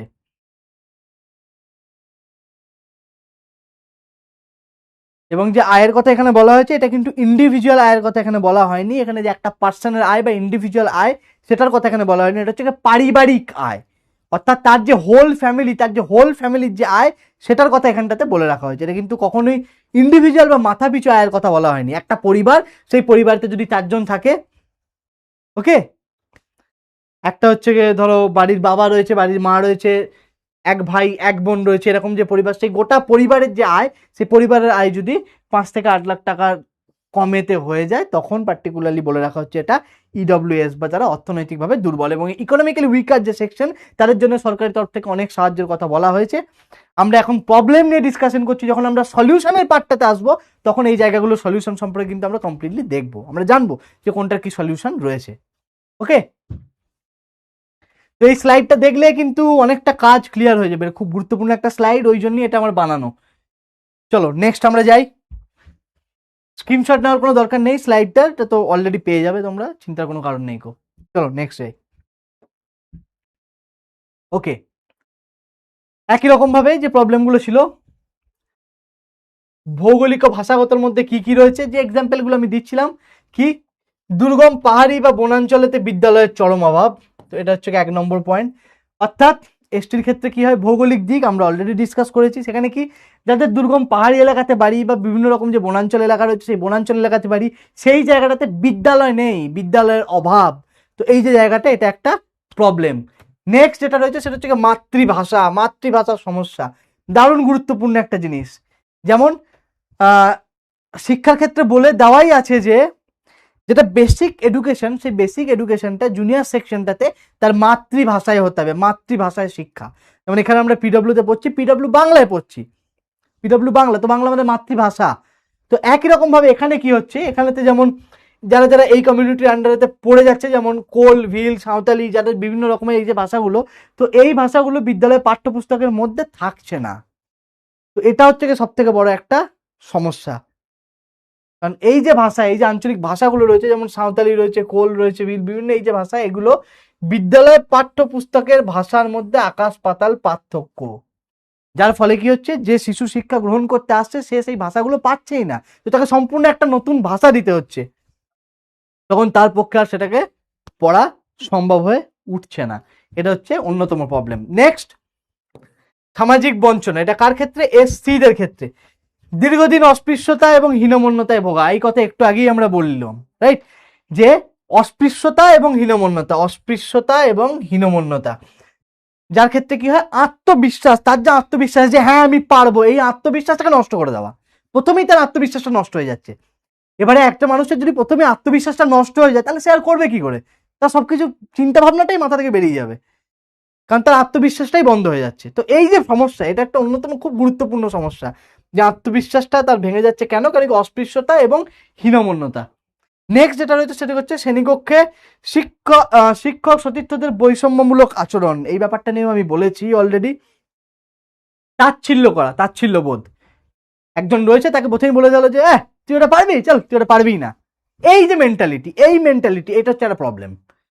সব থেকে বেশি সাধারণত এটা হয়ে থাকে হচ্ছে কি শিক্ষার্থীদের মধ্যে, একই বেঞ্চেতে দুজন বাচ্চা বসে রয়েছে, একজন হয়তো অন্য একটা ক্যাটাগরি রয়েছে, একজন এসসি রয়েছে, তো তাদের যে সমস্যা, দুজনকে ছোট করার যে মেন্টালিটি, পার্টিকুলারলি যে একটা অন্য জায়গা থেকে রয়েছে, সে যদি এসসির কাউকে বা এসটির কাউকে হয়, তাকে যে ছোট করার টেন্ডেন্সি, এইটা হচ্ছে সব থেকে বড় প্রবলেম। যে চল আমি এটা জানি, কিন্তু তুই এটা জানিস, তুই এটা পারবি না, চল সরে যা, এই যে মেন্টালিটি, এই বিলো ধাপের যে মেন্টালিটি, এগুলো কিন্তু বৈষম্যমূলক আচরণ একটা চরম সমস্যা কাদের ক্ষেত্রে, এসসি অর্থাৎ শিডিউল কাস্টদের জন্য। একই রকম ভাবে অর্থনৈতিক শোষণ, অর্থাৎ শিশু শ্রম, চাইল্ড লেবার, বাচ্চা বয়সেতে একটা শিশুকে পাঠিয়ে দেওয়া হচ্ছে যে যা গে কাজ করে উপার্জন করে নিয়ে আয়, যে সময়টাতে যার শিক্ষা গ্রহণ করার সময়ের মধ্যেও তাকে পাঠিয়ে দেওয়া হলো, যা তুই এই জায়গা থেকে কাজ কর, চায়ের দোকানে গিয়ে কাজ কর, ওখানে গিয়ে বাসন মাজার কাজ কর, এই যে প্রবলেম, কেন কি তাকে পয়সা উপার্জন করতে হবে। তো শিশু শ্রম, চাইল্ড লেবার, এইটা হচ্ছে কি অন্যতম একটা গুরুত্বপূর্ণ সমস্যা বা অর্থনৈতিক শোষণের দিক। হ্যাঁ, এটা হয়, প্রিয়াঙ্কা যেটা বলেছো এই জিনিসটা হয় এবং এটা বাস্তব, এটা হয়ে থাকে, আমিও এটা লক্ষ্য করে দেখেছি। এটা যে শুধুমাত্র এখনকার সমস্যা তাও নয়, এটা আগেও ছিল এবং বর্তমান যুগে এই সমস্যাটা আসে যে টিচার এবং স্টুডেন্টদের মধ্যে একটা পার্থক্য হয়ে থাকে। এটা শুধুমাত্র যে বাচ্চাদের ক্ষেত্রেই হয়, যে দুজন শিক্ষার্থীর মধ্যেই হচ্ছে তা নয়, শিক্ষকের মধ্যেও কিন্তু এই জিনিসটা হয়, এটা যে হয় না তা নয়। ফলে ওই কারণের জন্যই আমি কিন্তু এখানে দুটো জিনিসকেই একসাথে লিখেছি এখানে, যে শিক্ষক এবং সতীর্থ দুটোই, শুধুমাত্র যে একজনা সেটা কিন্তু নয়। তো আই হোপ এই যে জায়গাটা রয়েছে, এই জায়গাটা ক্লিয়ার। নেক্সট চলে আসি ওবিসি এবং ইডব্লিউএস, এদের যে প্রবলেম, এদের প্রবলেমটা কোথায়? আগেরটা আমরা ডিসকাস করলাম কিসে? আগেরটা আমরা পার্টিকুলারলি আলোচনা করেছিলাম হচ্ছে কি এসটি এবং এসসি এসটির মধ্যে যে প্রবলেমটা, এই প্রবলেমটাকে নিয়ে। একই রকম ভাবে এখানটাতে আমরা চলে এলাম কাকে নিয়ে? ওবিসি কে নিয়ে এবং ইডব্লিউএস কে নিয়ে। তো ওবিসির ক্ষেত্রে কি হয়েছে? পারিবারিক পেশা, অর্থাৎ আমার বাবার এই ব্যবসা ছিল, চলো বাবা আমিও বড় হয়ে গিয়ে ওই ব্যবসায় বসে পড়বো, অত বেশি পড়াশোনা করে আমার কোনো লাভ নাই, এই যে প্রবলেম। আগে একজন তাঁত বুনতো, তো তার ছেলেও পরবর্তীকালে বললো চলো আমিও তাঁত বুনবো। কারু সোনার দোকান আছে, বললো চলো আমিও বড় হয়ে যাওয়ার পরে ওই সোনার দোকানে থেকে বসে পড়বো। এই যে সমস্যা, এইটা হচ্ছে কি অন্যতম সমস্যা ওবিসিদের ক্ষেত্রে। অর্থাৎ তারা বংশ পরম্পরায় যে পারিবারিক পেশাকে চালিয়ে যাচ্ছে, সেই পেশাটাই তাদের পরবর্তী প্রজন্মের হাতেও তারা তুলে দিতে চায়, যার ফলে তারা প্রপার শিক্ষা থেকে কিন্তু বঞ্চিত হয়, তারা সেই প্রপার শিক্ষাটা পায় না। এটা হচ্ছে একটা অন্যতম প্রবলেম। নেক্সট কি? উচ্চশিক্ষার ক্ষেত্রে যে বিপুল ব্যয়ভার বহন করে সেখানটাতে অক্ষমতা দেখা যায়, এবং কারিগরি শিক্ষার ক্ষেত্রেও প্রপার যে গাইড, যে প্রপার প্রশিক্ষণ, সেই প্রশিক্ষণটাকে দেওয়া হয় না। তো এটা হচ্ছে কি আর একটা সমস্যা। অর্থাৎ ফার্স্ট, পারিবারিক যে পেশা, পারিবারিক পেশাটাকে গতানুগতিক প্রক্রিয়াতে চালিয়ে নিয়ে যাওয়া, 1 নম্বর। 2 নম্বর যেটা, 2 নম্বরটা হচ্ছে কি বিপুল ব্যয়ভার বহন করা। অর্থাৎ একটা উচ্চশিক্ষাতে সে যেতে চাইছে, সেই উচ্চশিক্ষায় যাওয়ার সময়তে তার জন্য তার যে অ্যামাউন্টটা দরকার সেই অ্যামাউন্টটা হয়তো হয়ে থাকে না। এবং এটাতে অনেকেই রিলেট করতে পারবে, আমি জানি না এখানে কার কার পারিবারিক ব্যবসা রয়েছে, তাদের বাড়ি থেকেও হয়তো এরকম জিনিস বলে থাকে যে চল তুই পড়াশোনা কর, পড়াশোনা করবো, তোর অত চিন্তা নেই, তো বাবার ব্যবসা রয়েছে, বাবার ব্যবসায় গিয়ে বসে পড়বি। তো এরকম মেন্টালিটি কিন্তু হয়ে থাকে। তো আমি যে এটা খারাপ জিনিস সেটা আমি কখনোই বলছি না, যে এটা খারাপ জিনিস না, এটা কখনোই খারাপ জিনিস নয়। তুমি যদি সেই ব্যবসাকে ইনক্রিজ করতে পারো then it is good, it's perfectly fine, কিন্তু তার জন্য তোমার এডুকেশনটা যেন বন্ধ না হয়। তুমি তোমার প্রপার এডুকেশনটাকে কমপ্লিট করো, এডুকেশনটাকে কমপ্লিট করে দেন তুমি তোমার যেটা বিজনেস রয়েছে সেই বিজনেসকে ইনক্রিজ করে যাও। এডুকেশন নিলাম মানে আমাকে চাকরি করতে হবে না, এটা কমপ্লিট রং কনসেপ্ট। এডুকেশন নিলাম মানে আমাকে যে করতে হবে, এটা কিন্তু কখনো হয় না। ক্লিয়ার? যে এডুকেশন নিচ্ছি মানে আমাকে জব করতে হবে, সার্ভিস করতে হবে, এটা কখনোই হয়ে থাকে না। এডুকেশন নিলাম মানে যে ব্যবসা, সেই ব্যবসা আমি করতেই পারি, কিন্তু প্রপার এডুকেশনটাকে নিয়ে আমার বিজনেসটাকে আমি কি করে ইনক্রিমেন্ট করবো, বিজনেসটাকে কি করে আমি আরো বেশি ভালো পর্যায়ে নিয়ে যেতে চাইবো, এই যে পার্টটা, এইটা হচ্ছে গিয়ে খুব গুরুত্বপূর্ণ একটা বিষয়। নাসিম স্যার, আমার পরিবার একদম এটা খারাপ জিনিস নয়, আমি তো বারবার বলছি এটা কখনোই খারাপ জিনিস নয়। খারাপ জিনিস এটা কখনোই নয়, যদি তুমি চাও তুমি তোমার পরিবারের ব্যবসাকে এগিয়ে নিয়ে যেতেই পারো, কিন্তু প্রপার এডুকেশনটাকে কমপ্লিট করো, কমপ্লিট করার পর যাও। It's a good things, business always better. তুমি নিজে স্বাধীন, বিজনেস করা মানে কারুর অধীনেতে নয়, তুমি কারুর পরাধীনতা তোমাকে থাকতে হচ্ছে না, তুমি কমপ্লিটলি স্বাধীন। এটাই হচ্ছে কি বিজনেসের মজা। আজকে ভালো লাগলো না, আজকে ব্যবসাটাকে একটু বন্ধ রাখলাম, দিয়ে একটু ঘুরতে চলে গেলাম, কিন্তু ওটা জবের ক্ষেত্রে হয় না। ফলে এডুকেশনটা কমপ্লিট করো, কমপ্লিট করে তুমি বিজনেস করো, খুবই ভালো জিনিস এটা। ওকে, নেক্সট চলে আসে ইডব্লিউএস এর ক্ষেত্রে। ইডব্লিউএস এর ক্ষেত্রে কি আছে? 103তম সাংবিধানিক সংশোধনীতে 10% সংরক্ষণ, মোস্ট ইম্পর্টেন্ট একটা জিনিস ইডব্লিউএস এর ক্ষেত্রে। এটা নিয়ে এরপরে নেক্সট স্লাইডে তো আমার একটা ডিটেলসে দেওয়া আছে, জাস্ট এটা মনে রাখো যে 10% সংরক্ষণ ইডব্লিউএস এর ক্ষেত্রে। হ্যাঁ, আর একটা প্রবলেম হয়ে থাকে যে ইডব্লিউএস এর ক্ষেত্রে অনেক সময় ইনকাম সার্টিফিকেট যদি আমরা বার করতে চাই, তো তখন সেখানেতে পার্টিকুলারলি ইনকাম সার্টিফিকেট বার করার সময় তো একটা প্রবলেম হয়, যেটা সাধারণত প্রশাসনিক দিক থেকে একটা প্রবলেম বা প্রশাসনিক জটিলতা আমরা বলতেই পারি, যেটার কথা এখানেতে বলে রাখা হয়েছে। নেক্সট হচ্ছে কি মানসিক দিক থেকে একটা চাপ, কেন কি তারা সহপাঠীদের সাথে মানিয়ে নিতে পারে না। হয়তো এমন একটা জায়গাতে হলো যেটা খুবই একটা হাইফাই স্কুল, সেখানে তুমি চান্স পেলে, কিন্তু তাও তুমি সেই জায়গাটাতে যেতে পারছো না, কারণ কি ইকোনমিক্যালি একটু প্রবলেম থাকার জন্য সেই স্ট্যান্ডার্ডে তুমি পৌঁছাতে পারছো না। তো এটা কিন্তু একটা সমস্যা, বোঝা গেছে? সুবীর, চাপ তো বাবা সবেতেই সুবীর, বিজনেসেও চাপ, জবেতেও চাপ, সবেতেই চাপ, জীবনটাই তো চাপ, চাপ থাকবে। চাপ ছাড়া জীবন হয় না, চাপকে নিয়েই হচ্ছে জীবন। চাপের বাইরে কোনোদিন জীবন হয় না, চাপ ছাড়া জীবন হয় না।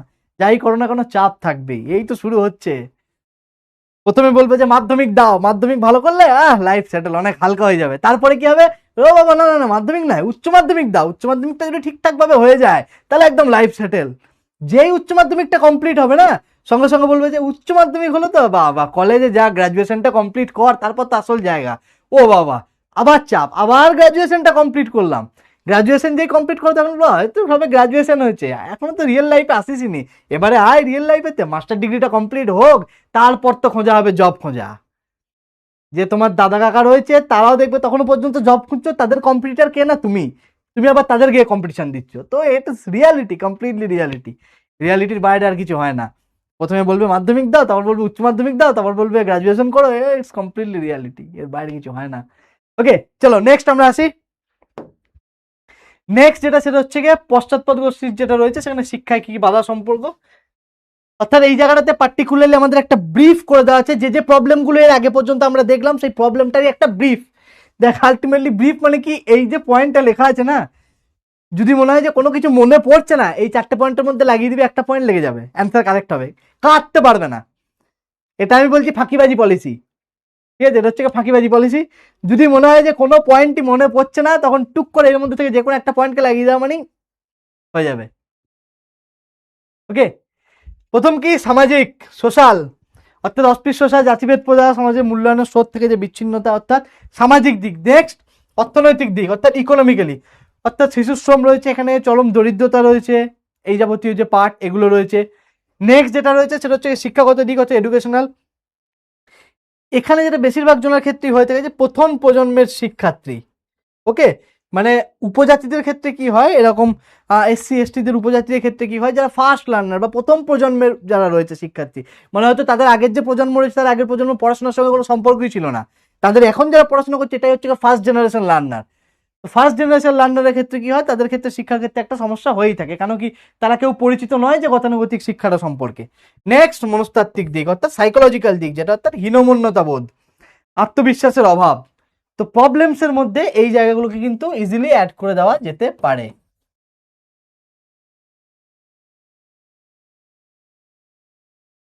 তো এই পার্টিকুলারলি 4টে পয়েন্ট, যে কোনো জায়গাতে এই 4টে পয়েন্টকে ইউজ করে দিলে নাম্বার পাওয়া যেতে পারে, ঠিক আছে।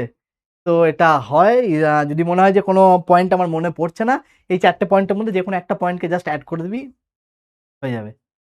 ও ওকে, চলো নেক্সট আসি।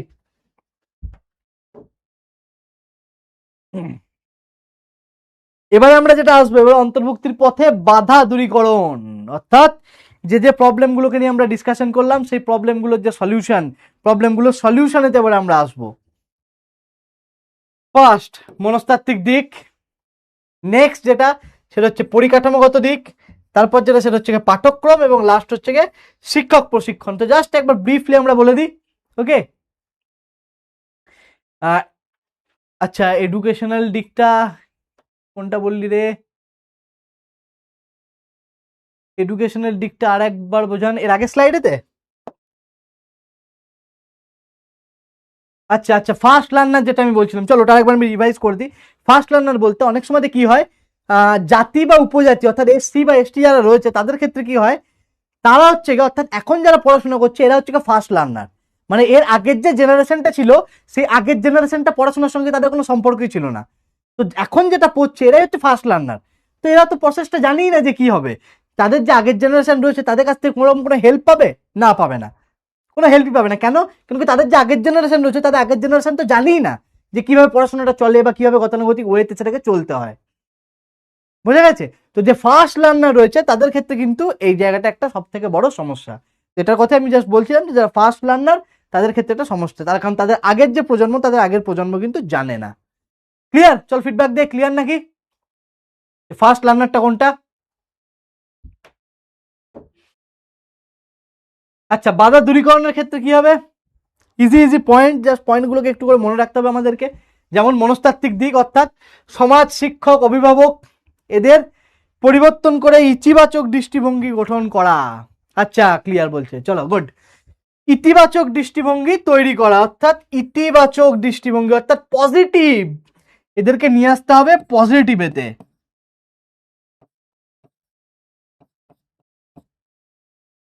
এখানে পজিটিভ ভিউ, তো সমাজ, শিক্ষক এবং অভিভাবক এদের যে নেতিবাচক দিকটা ছিল, অর্থাৎ যে নেগেটিভ ভিউটা ছিল, সেই নেগেটিভ ভিউটাকে বাদ দিয়ে এদেরকে পজিটিভ ভিউতে নিয়ে আসতে হবে। তো এটা হচ্ছে মেন জায়গা, যে কি করে এদেরকে পজিটিভ ভিউতে নিয়ে আসবে, এটা হচ্ছে মনস্তাত্ত্বিক দিক শিক্ষার ক্ষেত্রে। একই রকম ভাবে কি রয়েছে পরিকাঠামোগত, অর্থাৎ বাধ্যতামূলক তাদেরকে স্কুলের যে প্রপার যাবতীয় যে যে জিনিসগুলো দরকার, যেমন যেটা ওয়াশরুম হোক বা প্রপার যেটা এখানে যেমন বলা রয়েছে যে র্যাম্প বা অ্যাক্সেসিবিলিটি, বিদ্যালয়ের যে প্রাঙ্গণ, এটাও একটা কমিশনেরই আলটিমেটলি সুপারিশ, যে বিদ্যালয় হলে সেখানে বিদ্যালয়তে প্রাঙ্গণ তৈরি করা দরকার। একই রকম ভাবে টয়লেট থাকা দরকার। তো এই যে বিদ্যালয়ের যে প্রপার পরিকাঠামো, এই পরিকাঠামোগুলো যেন ঠিকভাবে তৈরি থাকে। নেক্সট যেটা থাকছে সেটা পাঠ্যক্রম। পাঠ্যক্রমকে সবার প্রথম নমনীয় হতে হবে, নমনীয়, অর্থাৎ পাঠ্যক্রমকে এখানেতে ইজি হতে হবে এবং বাস্তব ভিত্তিক হতে হবে, যার মানে যেটা রিয়ালিটি হবে।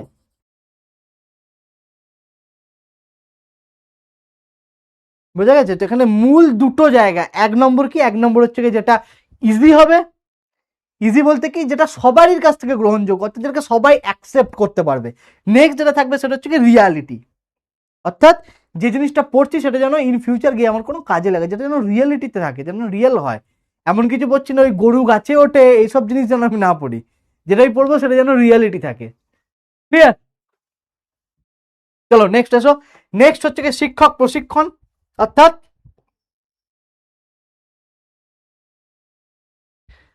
সাধারণ যারা শিক্ষক রয়েছে তাদেরকে বিভিন্ন রকম দিক দিয়ে তাদেরকে প্রশিক্ষণ দেওয়া, তাদেরকে প্রশিক্ষণ দিয়ে তাদেরকে আরো উন্নত পর্যায়ে নিয়ে যাওয়া, যাতে তারা প্রপারলি শিক্ষাটাকে দিতে পারে। এটাই হচ্ছে পার্টিকুলারলি শিক্ষক শিক্ষণের কথা বলা হয়েছে। এই হচ্ছে 4টে পয়েন্ট, দূরীকরণের ক্ষেত্রে তোমরা ইজিলি অ্যাড করতে পারো। নেক্সট আসি আমরা। নেক্সট সরকারি এবং যে কাঠামোগত উদ্যোগ সেটা কি রয়েছে। এখানকার যে উদ্যোগগুলো কথা বলা হয়েছে এগুলো পার্টিকুলারলি সবকটা হচ্ছে সরকারি, গভর্নমেন্টের তরফ থেকে কি কি জিনিসপত্র এখানেতে করানো হয়েছে। ফার্স্ট পরিকাঠামোগত, অর্থাৎ ইনফ্রাস্ট্রাকচারগত। ফার্স্ট একলব্য মডেল স্কুল তৈরি করা হয়েছে, এরকম ধরনের বেশ কিছু স্কুল আছে যেগুলো কি ইএমআরএস বলে। আশ্রম বিদ্যালয় তৈরি করার পরিকল্পনা করে রাখা হয়েছে। ওকে, আর তার সঙ্গে সঙ্গে আবাসিক হোস্টেল। এই 3টে পয়েন্টকে জাস্ট একটুখানি মনে রাখিস, এখান থেকে সেরকম খুব বেশি কোশ্চেন এই জায়গাটা থেকে থাকবে না, ঠিক আছে। একটা হচ্ছে একলব্য মডেল, একটা হচ্ছে আশ্রম বিদ্যালয়, আর একটা হচ্ছে কি আবাসিক স্থাপন, আবাসিক হোস্টেল স্থাপন। তো এটা সরকারি তরফ থেকে পরিকাঠামোগত। আর্থিক দিক থেকে কি করে রাখা হয়েছে, প্রি ম্যাট্রিক ও পোস্ট ম্যাট্রিক স্কলারশিপ প্রোগ্রাম, আর বিনামূল্যে বই, পোশাক এবং মিড ডে মিল। তো এগুলো দেখ এখানে যেটা আছে সেটা তোরা কমপ্লিটলি বানিয়ে বানিয়ে লিখতে পারবি। এখানেতে এরকম কিছু ব্যাপার নয় যে বিশাল মনে রেখে বা মুখস্থ করে আমাকে লিখতে হবে, কমপ্লিটলি বানিয়ে বানিয়ে তোরা এই গল্পগুলো লিখতে পারবি। কেন কি মিড ডে মিল আমরা সবাই জানি যে মিড ডে মিল কি। একই রকম ভাবে এখানে যেটা রয়েছে সেটা হচ্ছে স্কলারশিপের প্রোগ্রাম এবং ম্যাট্রিক ও প্রি ম্যাট্রিকের ক্ষেত্রে, এবং বিনামূল্যে বই বা যাবতীয় যে শিক্ষার যে পাঠ সেগুলোকে ডিস্ট্রিবিউশন করা। নেক্সট যেটা রয়েছে সেটা হচ্ছে সামাজিক নিরাপত্তা। সামাজিক দিক থেকে কি করা হয়েছে, সংবিধানের যে সংরক্ষণের ব্যবস্থা সেটা, এবং মাতৃভাষায় প্রাথমিক শিক্ষা, মাতৃভাষাতে প্রাথমিক শিক্ষা, যেটা আমাদের মাতৃভাষা রয়েছে সেই মাতৃভাষাতে প্রাথমিক শিক্ষাটাকে হতে হবে, অর্থাৎ যেটা প্রথম এডুকেশন সেই প্রথম এডুকেশনটা কিন্তু মাতৃভাষায় হতে হবে। একই রকম ভাবে আমরা নেক্সট আসি। নেক্সট এই জায়গাটাতে কিছু গুরুত্বপূর্ণ ধারার কথা দেওয়া আছে। ওকে, হ্যাঁ এমসিকিউতে আমরা এবার চলে আসবো। এই ধারাগুলো, এই পার্টটা প্রচন্ড ইম্পর্টেন্ট একটা জায়গা, আমি এগেন বলছি এই জায়গাটা তোরা একটা নোট ডাউন কর, এখনই একটা নোট ডাউন নে এটার, এবং যখন এই স্লাইডটা তোরা পেয়ে যাবি এটা কিন্তু চুপচাপ লিখে রাখবি। আচ্ছা, টিচার ট্রেনিং যাদের দেয় তাদের ট্রেনার বলে, হ্যাঁ হ্যাঁ একদম, যাদেরকে টিচার ট্রেনিং দেওয়া হয় তাদেরকে অ্যাকচুয়ালি ট্রেনার বলে। এবার যারা ট্রেনিং দেয়, যাদেরকে ট্রেনার আমরা বলি, তারাও কিন্তু পার্টিকুলারলি টিচারই, মানে এরকম হয় না যে টিচারদের বাইরে অন্য কেউ এসে ট্রেনিং দিয়ে যাচ্ছে, তারাও টিচার। তারা হয়তো ওই ট্রেনিংটাকে আগে গ্রহণ করেছে, তারা এসে যারা গ্রহণ করেনি তাদেরকে দিয়ে যাচ্ছে। তো এটাই পার্টিকুলারলি টিচার ট্রেনিং, ঠিক আছে। যারা যে ট্রেনাররা আসে, যারা ট্রেনিং দেয়, তারাও অ্যাকচুয়ালি টিচারই, তারা কোনো সময় আগে গ্রহণ করেছে, তারা পরে এসে সেটাকে ডিস্ট্রিবিউট করছে, এই হচ্ছে ব্যাপার। এই জায়গাটা খুব ইম্পর্টেন্ট, এই জায়গাটার স্ক্রিনশটটা তোরা অ্যাপেতে নিতে পারবি না, ফাইলটা তোরা পেয়ে যাবি, প্রবলেম কিছু নেই। নোট ডাউনটা করে রাখ, খুব গুরুত্বপূর্ণ যারা, এখানটায় প্রত্যেকটা ধারাগুলোকে এখানটাতে ক্লিয়ার করে লিখে রাখা আছে। সমান অধিকার বা সমতার অধিকার, দেখ 14 নম্বর ধারা এখানে দিয়ে দেওয়া রয়েছে। একই রকম ভাবে এখানে 15 নম্বর ধারা দিয়ে দেওয়া হয়েছে। 14 নম্বর ধারাতে কি দেওয়া হয়েছে, আইনের চোখে সকলের সমান অধিকার। একই রকম ভাবে 15 নম্বর ধারা যেটা দেওয়া রয়েছে হচ্ছে ধর্ম, জাতি, বর্ণ নির্বিশেষেতে আর নারীদের জন্য বিশেষ ব্যবস্থা। অর্থাৎ 15 নম্বর যে ধারাটা রয়েছে, 15 নম্বর ধারার পুরোটাই হচ্ছে গিয়ে নারী শিক্ষার উপরে বেস করে এই 15 নম্বর ধারাটা। একই রকম ভাবে 21 নম্বর যে ধারা, 21 নম্বর ধারাটা খুব ইম্পর্টেন্ট ধারা। 14 বছর বয়স পর্যন্ত অবৈতনিক বা বাধ্যতামূলক, এই 15 নম্বরটাও খুব ইম্পর্টেন্ট, এই দুটো থেকে কোশ্চেন দেয়। একই রকম ভাবে যেটা রয়েছে সেটা 45 নম্বর ধারা। 35 নম্বর ধারার মধ্যে প্রাক প্রাথমিক শিক্ষা এবং শিশুর যত্ন, অর্থাৎ প্রাক প্রাথমিক শিক্ষার কথাটা কি মেনলি বলে রাখা হয়েছে। 46 নম্বর যে ধারা রয়েছে এখানে এসসি এসটি ও দুর্বল শ্রেণী যেটা রয়েছে, অর্থাৎ যারা পিছিয়ে পড়া শ্রেণী তাদের জন্য রয়েছে। তো এই ধারাটাও খুব আর একটা গুরুত্বপূর্ণ জায়গা। একই রকম ভাবে 330 এবং 332 দুটো ধারা রয়েছে যেখানে তপশিলি জাতি এবং তপশিলি উপজাতিদের জন্য যে আইন সংরক্ষণ, সেই সংরক্ষণ আইনের কথা বলে রাখা হয়েছে। ঠিক আছে, তো এই ধারাগুলো কিন্তু মনে রাখতে হবে, এই ধারাগুলো থেকে পরীক্ষাতে কোশ্চেন থাকবে, অবজেক্টিভ কোশ্চেন এখান থেকে দেবে, অবজেক্টিভ কোশ্চেন থাকে প্রত্যেকবার থেকে। যেগুলো পার্টিকুলারলি আমি মার্ক করলাম এগুলোকে আরো বেশি ভালো করে মনে রাখতে হবে, বাকিগুলো তো মনেই রাখবি, এগুলোকে আরো বেশি ভালো করে মনে রাখবি। দেখ আমি সাইডে সরে গেছি, এই জায়গাটাকে একটুখানি নোট ডাউন কর, খুব ইম্পর্টেন্ট একটা জায়গা, এই জায়গাটাকে নোট ডাউন কর। স্লাইডটা যখন পেয়ে যাবি তখন তো পেয়েই যাবি। আর পার্টিকুলারলি এই তিনটে ধারাকে, এইটা একটা ধারা রয়েছে যেটা, এই যে একটা ধারা রয়েছে এই একটা ধারা, আর ওই যে একটা ধারা রয়েছে ওই ধারাটা, এইগুলোকে একটু ভালো করে নোট ডাউন কর।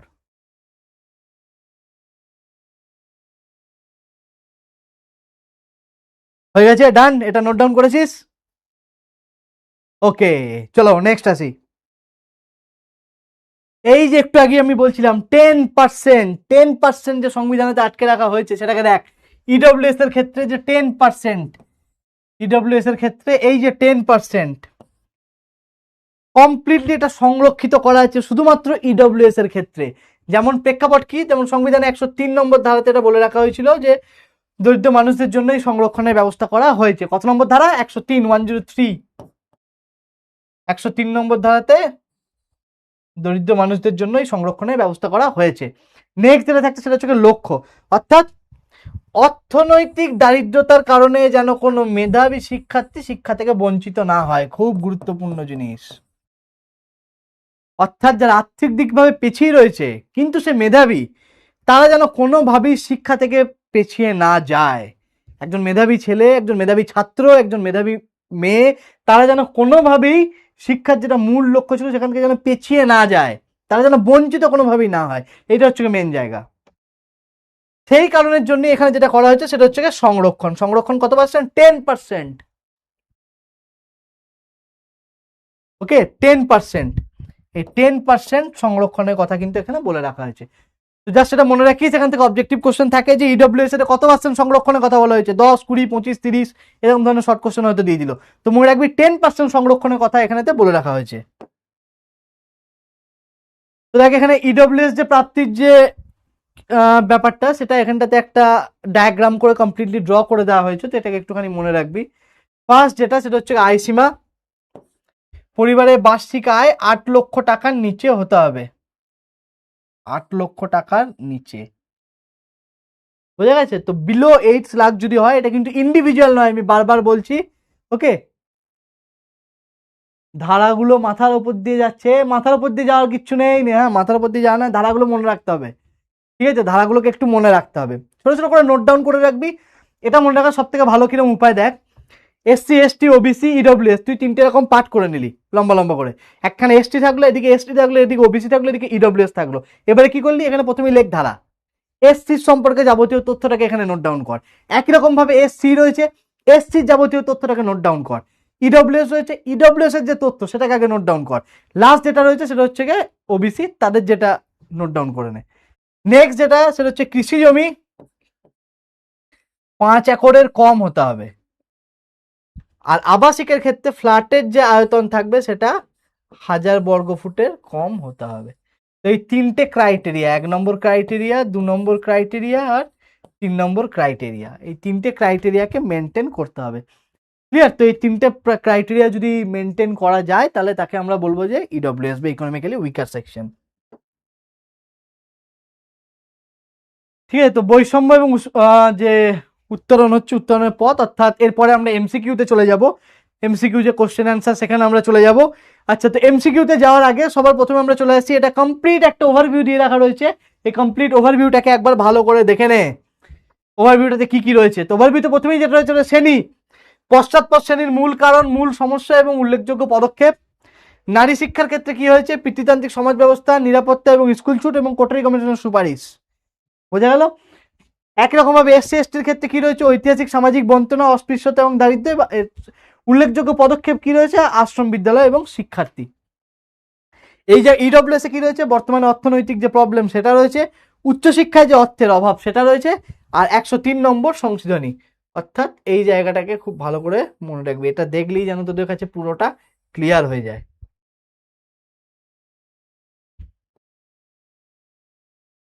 এই জায়গাটা দেখলেই তোদের কাছে পুরোটা একদম কমপ্লিট একটা ওভারভিউ চলে আসবে। ওকে, চলো। আচ্ছা, কার কার ক্লিয়ার হয়ে গেছে বল। ক্লিয়ার হয়ে যাওয়ার পরে এবার আমরা কোশ্চেন অ্যান্সারে চলে আসবো। সবাই ঠিক আছে? ক্লিয়ার? চল ফিডব্যাক দেখি, ফিডব্যাক দে দেখি। এরপরে আমরা কোশ্চেন অ্যান্সার চলে আসবো, পোল দেবো। চল আগে বল ফিডব্যাকটা দে, ক্লিয়ার নাকি?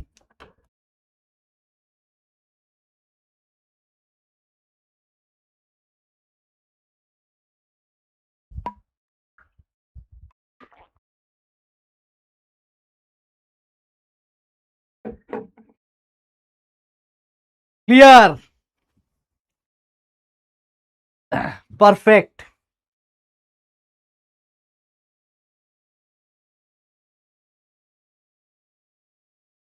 তো চল পোল স্টার্ট করা যাক, দেখি কে কিরম কি করলি। ভারতীয় সংবিধানের কোন ধারায়, ভালো করে কোশ্চেনটার দিকে ফোকাস কর, দুর্বল শ্রেণীর, বিশেষ করে তফসিলি জাতি, উপজাতি, এদের শিক্ষাগত অর্থনৈতিক স্বাস্থ্য প্রসারের কথা বলা হয়েছে। দেখ এখানে পার্টিকুলারলি পয়েন্ট করে রাখা রয়েছে।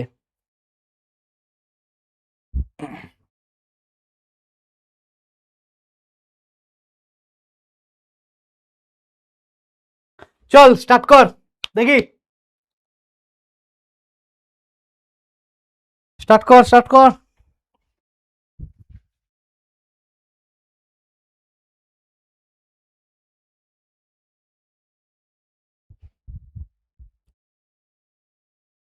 ইডব্লিউ সার্টিফিকেশন ভ্যালিড, হ্যাঁ ওটাকে রিনিউ করতে হয় বাবা, প্রত্যেক বছরে বছরে ইডব্লিউ সার্টিফিকেশনটাকে রিনিউ করতে হয়। লোকাল যে অফিস, সেই লোকাল অফিসে গিয়ে ওটাকে প্রত্যেক বছরে বছরে রিনিউ করতে হয়।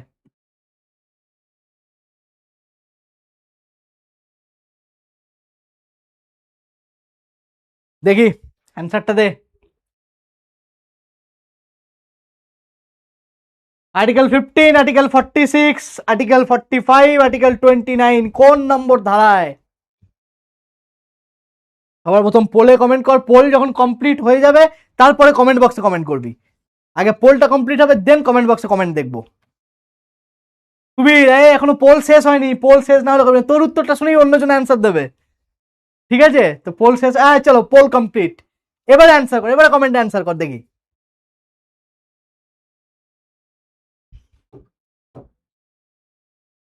বাহ, দেখা যাক।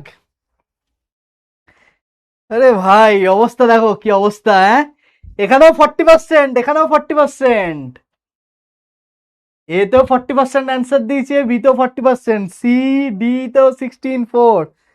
আচ্ছা, ফার্স্ট আমি দেখি, বি হবে একদম এক্স্যাক্টলি বি।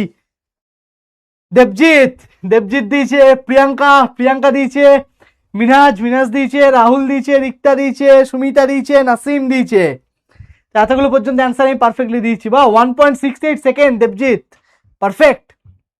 একদম বসেই ছিল দেবজিৎ আজকে, কতক্ষণ অ্যান্সারটা আমি দেবো। বাহ, গুড গুড গুড, খুব অনেক শর্ট সেকেন্ডের মধ্যে অ্যান্সার দিয়েছে রে, বাহ। চলো নেক্সট আমরা আসি তাহলে, নেক্সট দেখি, নেক্সট।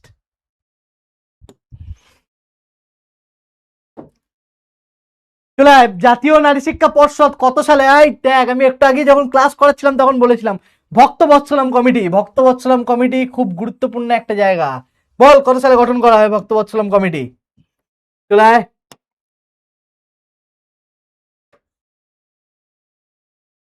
ভক্তবৎসলম কমিটি গুরুত্বপূর্ণ একটা জায়গা, বারবার বলেছিলাম যে ভক্তবৎসলম কমিটিটাকে মনে রাখবি। একইভাবে দুর্গাবাই দেশমুখ কমিটি, দুর্গাবাই দেশমুখ কমিটিকে মনে রাখবি।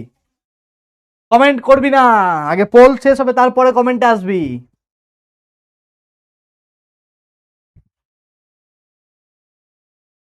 নেহা পোল আসছে না আমার, কেন রে? নেটওয়ার্ক ঠিকঠাক আছে নাকি সবার প্রথম চেক কর, নেটওয়ার্ক ঠিকঠাক থাকলে তো পোল তো আসবেই। পরে এই পোলটার একটা অনেক আপডেটেড ভার্সন আসছে, আমি ওটা নিয়ে তোদের কাছে একটা শর্ট ভিডিও নিয়ে আসবো, শর্ট ভিডিও আমি আপডেট করবো একটা। পোলটাকে আরো অনেক ইমপ্রুভ করে রাখা হয়েছে, এটাকে নিয়ে একটা ভিডিও আসবে খুব তাড়াতাড়ি। তো চল দেখি, অ্যান্সার কর, দেখা যাক।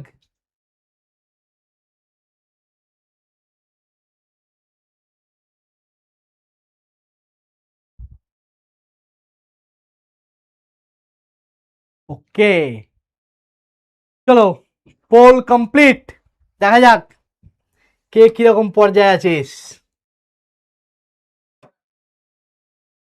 বাহ, এইটা সবাই মনে রেখেছে ভক্তবৎসলম কমিটিটা, হ্যাঁ বাহ পারফেক্ট, গুড গুড গুড। তাও এতে এখনো 8.3% আছে, সিতেও 8.3% আছে, আরে বাপরে। 79% তো এখানে এসেছে, যাক পারফেক্ট। চলো রিক্তা প্রথম, বাহ গুড গুড। নেক্সট সুবীর, বাহ পারফেক্ট।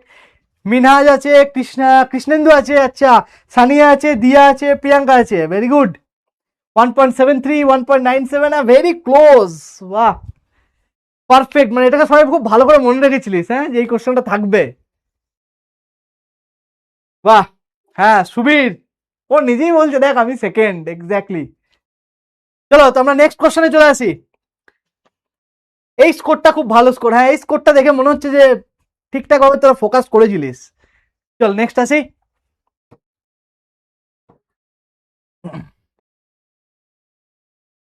পিডব্লিউএস সংরক্ষণের যোগ্য হওয়ার জন্য পরিবারের কৃষি জমির পরিমাণ কত একরের থেকে হতে হবে? কৃষি জমির পরিমাণ কত একরের কম হতে হবে? ওকে চল পোল দি, এটা 30 সেকেন্ডের পোল দিলাম, ইজি কোশ্চেন, কর দেখি। এই জাস্ট একটু আগেই বলা হচ্ছিল যে কত কম হতে হবে, বল দেখা যাক।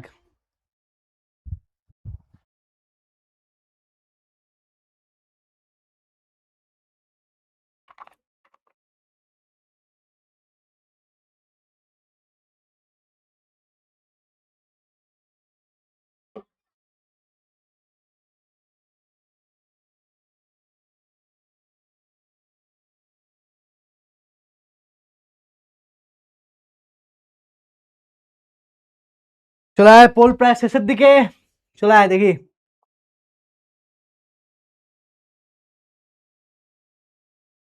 বল এবার কমেন্ট কর দেখি। সৌমিত্র কমেন্ট করছে, মিরাজ, আচ্ছা কারণ পোল শেষ, কমেন্ট কর বিন্দাস, কমেন্ট করে এবারে, চল দেখা যাক।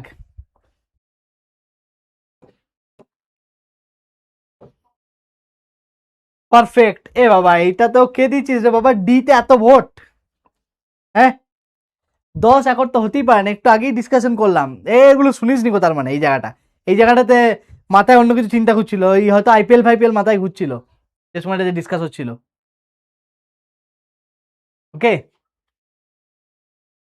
পারফেক্ট, তো প্রথমেই দেবজিৎ, দেবজিৎ দিয়েছে প্রথমে, দেবজিতের পরে কে আছে দেখি, প্রতিমা, আচ্ছা প্রতিমা দিয়েছে 1.15, 1.80, প্রতিমার পরে আছে রিক্তা 1.81, তারপরে সুমিতা, তারপরে দিয়া আছে, দেবরাজ আছে, ইমন আছে, বাহ পারফেক্ট গুড। আচ্ছা মার্ক, হ্যাঁ আমি মার্ক করে দেবো বলতে।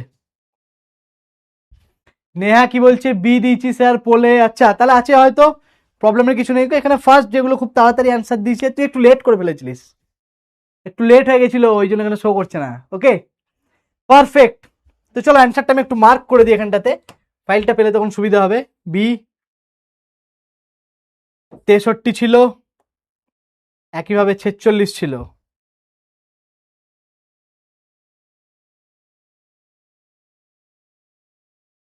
চল এবার এটা বল দেখি,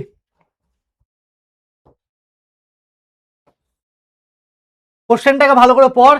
ভারতীয় সংবিধানের 330 এবং 332 নম্বর ধারায় তপশিলি জাতি এবং উপজাতির জন্য কোথায় আসন সংরক্ষণের কথা বলে রাখা হয়েছে? শিক্ষা প্রতিষ্ঠান, সরকারি চাকরি, গ্রাম পঞ্চায়েত, লোকসভা, বিধানসভা, কোনটা বল? চলো স্টার্ট কর দেখি। গুরুত্বপূর্ণ একটা কোশ্চেন, উত্তর দে, বুঝে শুনে উত্তর দিবি, ভুল করবি না। কমেন্টে লিখবি না, কমেন্টে উত্তর এখন দিস না, পোল এখন চলছে। ঠিক উত্তর হলে অন্যজন দেখবে যে চলো বাবা ও বি লিখছে, চলো ওরটাকে উত্তর করে দে। কমেন্টে একটু পোল লিখবে, আগে পোলটাকে কমপ্লিট কর।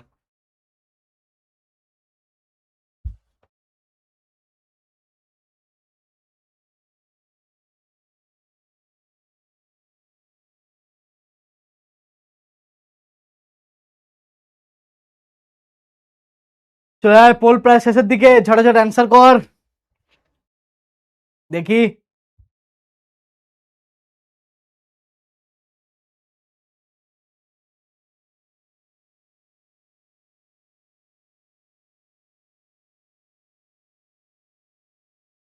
চলো পোল কমপ্লিট। বল কে কি অ্যান্সার করেছিস, কোনটা অ্যান্সার হবে বল।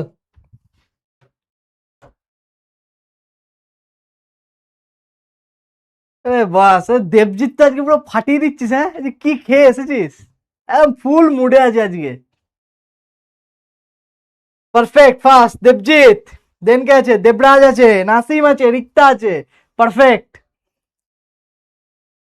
আচ্ছা, শিক্ষা প্রতিষ্ঠান, অনেকজনের শিক্ষা প্রতিষ্ঠানে যেটা অ্যান্সারটা করেছিস যে উপজাতির জন্য কোথায় আসন সংরক্ষণের কথা বলেছে, না এটা কিন্তু শিক্ষা প্রতিষ্ঠানে আসন সংরক্ষণের কথা বলে রাখা হয়নি। এটা মূল যে জায়গাটা হচ্ছে লোকসভা এবং বিধানসভা। ওকে,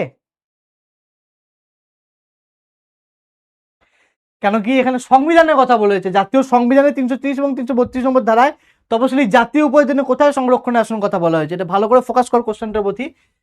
330 এবং 300 ধারায় কোন সংরক্ষণের কথা বলা হয়েছে, তার জন্য মূল যেটা সেটা হচ্ছে ভারতীয় সংবিধানে। এই লাইনটা না খুব ইম্পর্টেন্ট, যে ভারতীয় সংবিধানের এই ধারাতে কোথায় বলে রাখা হয়েছে। বোঝা গেল তো? ওই জন্য এটার অ্যান্সার কিন্তু এইটা। বাহ, পারফেক্ট। চলো অ্যান্সার পেয়ে গেলাম সবারই কাছ থেকে। ওকে, তো এই চ্যাপ্টারটা আশা করছি কমপ্লিট হয়েছে, কারোর কোনো ডাউট আশা করছি কিছু থাকবে না, রাইট? চলো সবাই বলো কিরম কি হলো, সবারই কাছে মাথায় ঢুকে গেছে পুরো জিনিস, ক্লিয়ার? নোট পেয়ে যাবি, আমার দিক থেকে সব রেডি হয়ে গেছে, দেখি তোদের অ্যাপে কত তাড়াতাড়ি আপলোড হয়। ওকে, তো চলো ফিডব্যাক দাও। পারফেক্ট আছে সবার, একদম ঠিকঠাক? আচ্ছা, তোরা ফিডব্যাকটা দেওয়ার সাথে সাথে না একটা কাজ কর, আহ, কে কোন লোকেশন থেকে আছিস একটু ঝটঝট ঝটঝট করে টাইপ করতে, কে কোন লোকেশন থেকে আছিস একটু দেখে নি আমি। যে কে কোন লোকেশন থেকে আছিস একটু ঝটাঝট টাইপ কর। আমি যেমন আছি এখন, এখানে ক্লাস নিচ্ছি তোদের কলকাতা থেকে, কলকাতা শিয়ালদা। তো তোরা কোথা থেকে আছিস বল?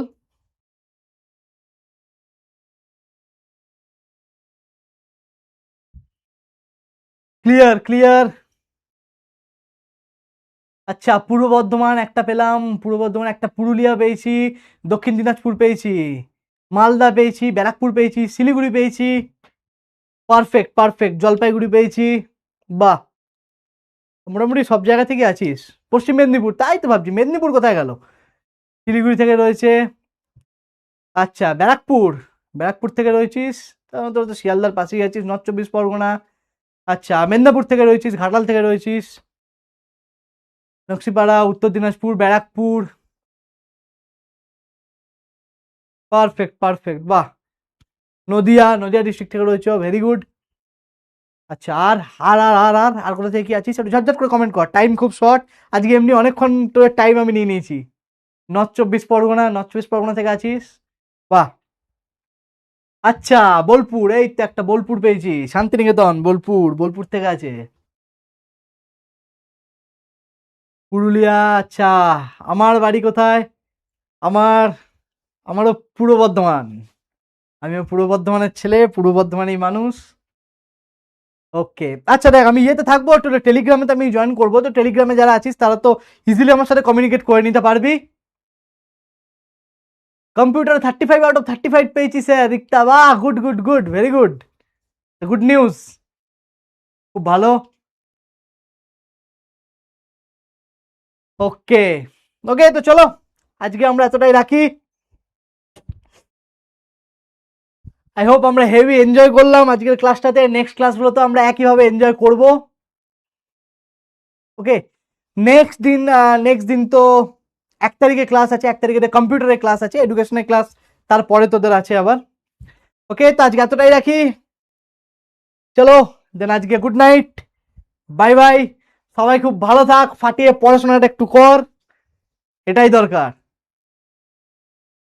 মোটিভেশন দিন, আরে ভাই মোটিভেশনের জন্য আমি সবসময় আছি, মোটিভেশনটাই তো ইম্পর্টেন্ট। এখনকার একটাই মোটিভেশন, পড়াশোনা করার আলটিমেট লক্ষ্য কি? পড়াশোনা করার আলটিমেট লক্ষ্য হচ্ছে গিয়ে এইটা। এর থেকে বড় মোটিভেশন আর কিছু হতে পারে না, কারণ আলটিমেটলি তোদেরকে আর্নিং করতে হবে। আর্নিং করতে গেলে এই জিনিসটা দরকার, এই জিনিসটা ছাড়া আর্নিং হবে না। ওকে চলো, good bye, tata, bye bye, সবাই খুব ভালো থাক। নেক্সট ক্লাসে আবার দেখা হচ্ছে।